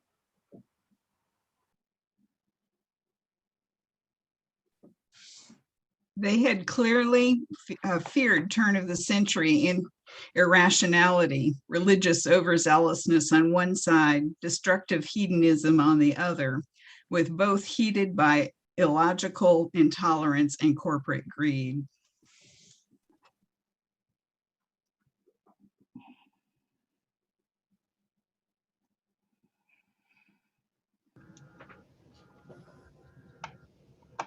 Blake opened his bag and turned it on again. He punched in his identity code, then the words timed sleep and the number 3. He hit the deliver button. Moments later, he had a capsule that would put him to sleep for 3 hours and let him awake fully alert. Next, he ordered a much less precise dosage for Mita. This he ordered in injectable form, a sleep tab.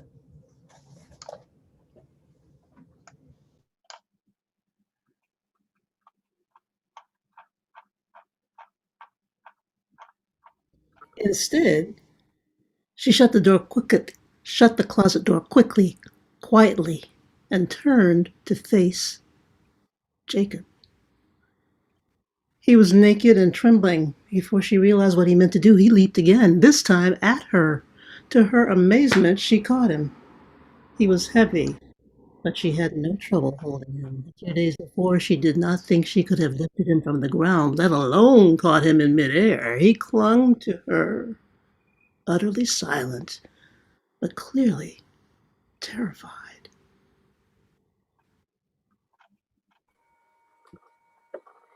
No, he said, we can't.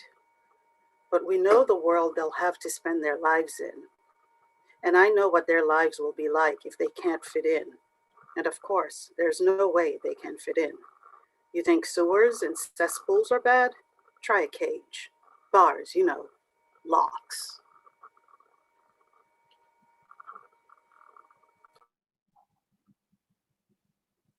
When we've changed, he said, when the organism decides whether or not we're going to live, it shares the differences it's found in us with others who have changed. At least that's what we've decided it's doing.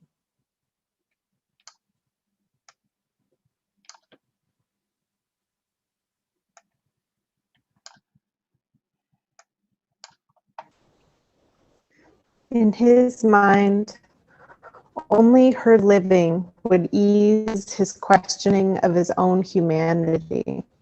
He had stayed to save her. Now she must live or he was a monster, utterly evil, completely without control of the thing that made him monstrous.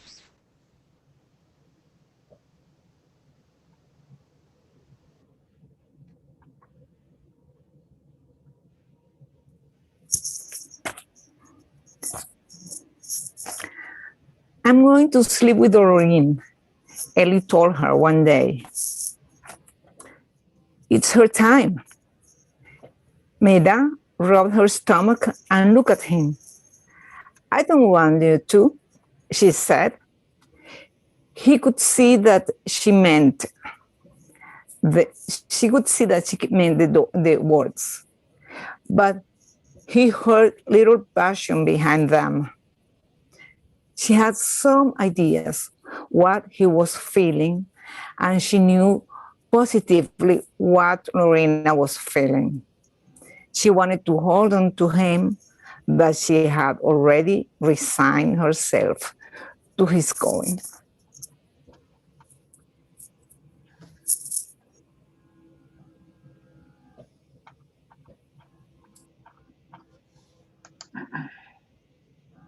There's no precedent for it, but I think you may be getting rid of your leukemia.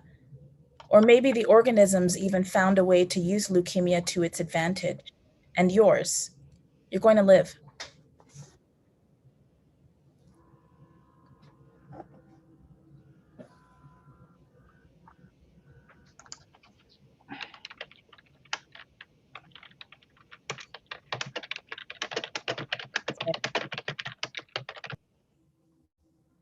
All right.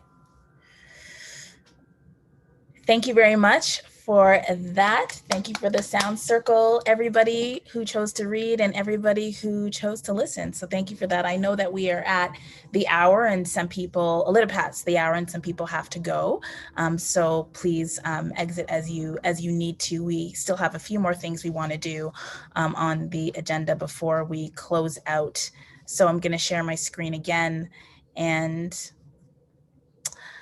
just a couple of announcements. So first of all, you will be receiving a survey in your email. So if you have registered for the Eventbrite, expect that in the next few days, you'll receive a survey. Please complete the survey and send it back to us, because every time, you'll notice, for those of you who have been with us since the beginning, we are innovating. We are constantly changing. We are responding to the comments and feedback that you have provided. So please share your feedback with us and do that through the survey. We would very much appreciate it. And of course, one lucky person who completes the survey will win a prize, and we will announce that prize at each of our live shows. Maybe this would be a good idea, a good time now. Isis, do you want to just announce who the winner is of the prize for the Mind of My Mind survey contest? Yes. So winner for the Mind of My Mind survey contest is Sharon Morris. So I know there was feedback last time. There's some ambiguity at how we were picking the winner. So I will walk you through it. So when you fill out the survey, at the end, you put in your email address. And so they're listed.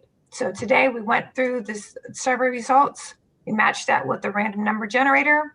So the random number generator this week gave me 24. I looked at the 24th email. That was Sharon, and she won. So Sharon, I will send you my email address. You can send me your information, and I can get you a $25 SistahSciFi gift certificate. So congratulations, Sharon. Thank you for coming and thank you for filling out the survey. Thanks, Isis. So our next book is Survivor. And Tati, are you good with taking us through the premise for Survivor?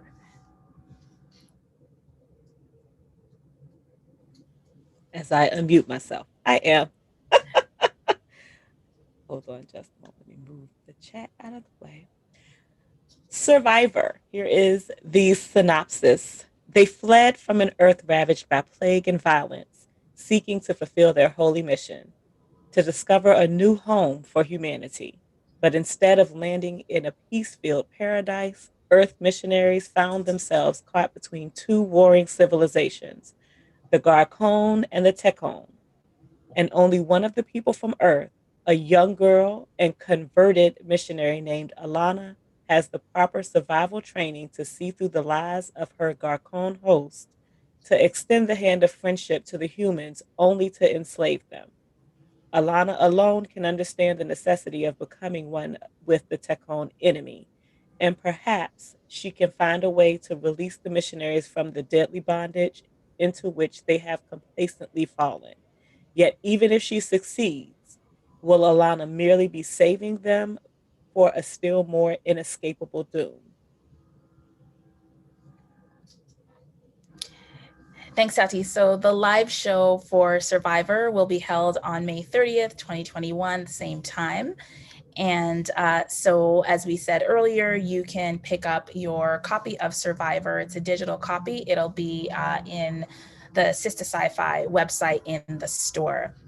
So for those of you who would like to read together and read collectively, here is the reading schedule for Survivor.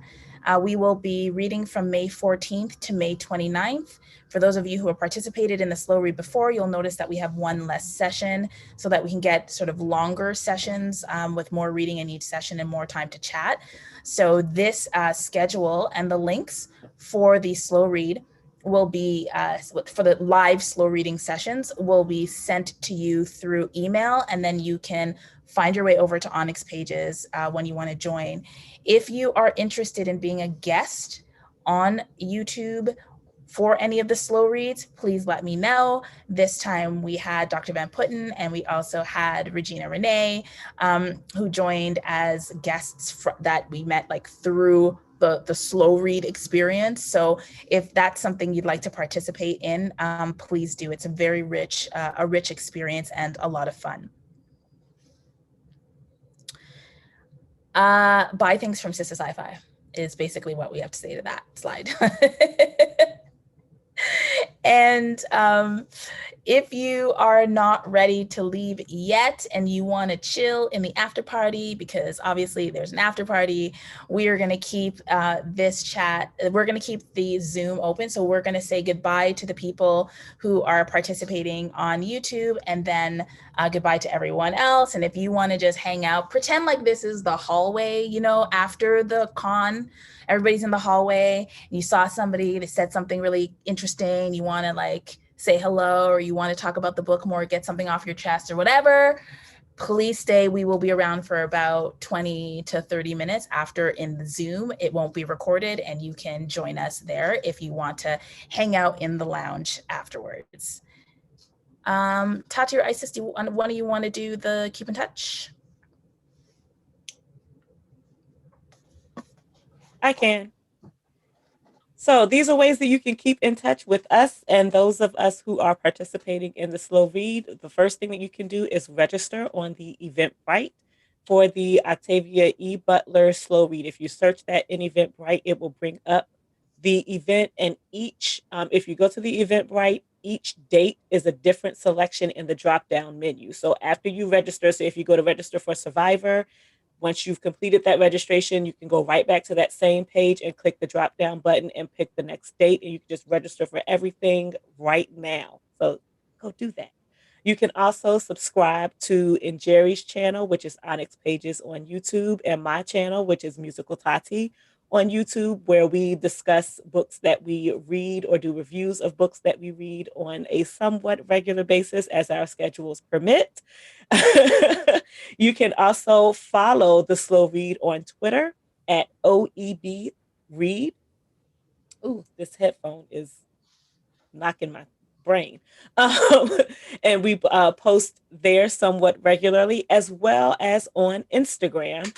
The OEB Slow Read is the tag on Instagram. I think if you search Octavia E. Butler, it will come up in your search history as well. And that is also, we post somewhat regularly there as well. We also have a saved post with the dates for the discussions and the read through dates. That's a saved highlight on the Instagram page as well.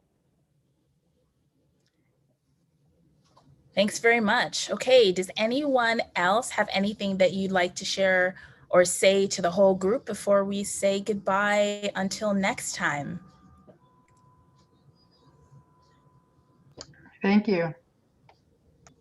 Thank you all. All right, everyone. Thank you so much. Thanks for joining us. Have a wonderful rest of your Sunday. And feel free to stick around if you're interested in hanging out with us in the lounge. And thanks again, Regina Renee, for joining us as a breakout room discussion person. And to those of you in the YouTube world who have been participating through the chat, thank you very much for doing so, for participating in the polls, for participating in Tati's breakout group, and just for being here in another format. For those who are watching this as a replay because you couldn't came, we haven't forgotten you. Thank you very much for coming back and for watching, and hopefully you'll be able to join us live another time. All right, everyone, have a great Sunday. Thank you, thank you, thank you, thank you. Where's she go? We're still here. We're still here. Oh, We're going to okay. stay for a bit. Yes, we are still here. I have a question for Isis. I got the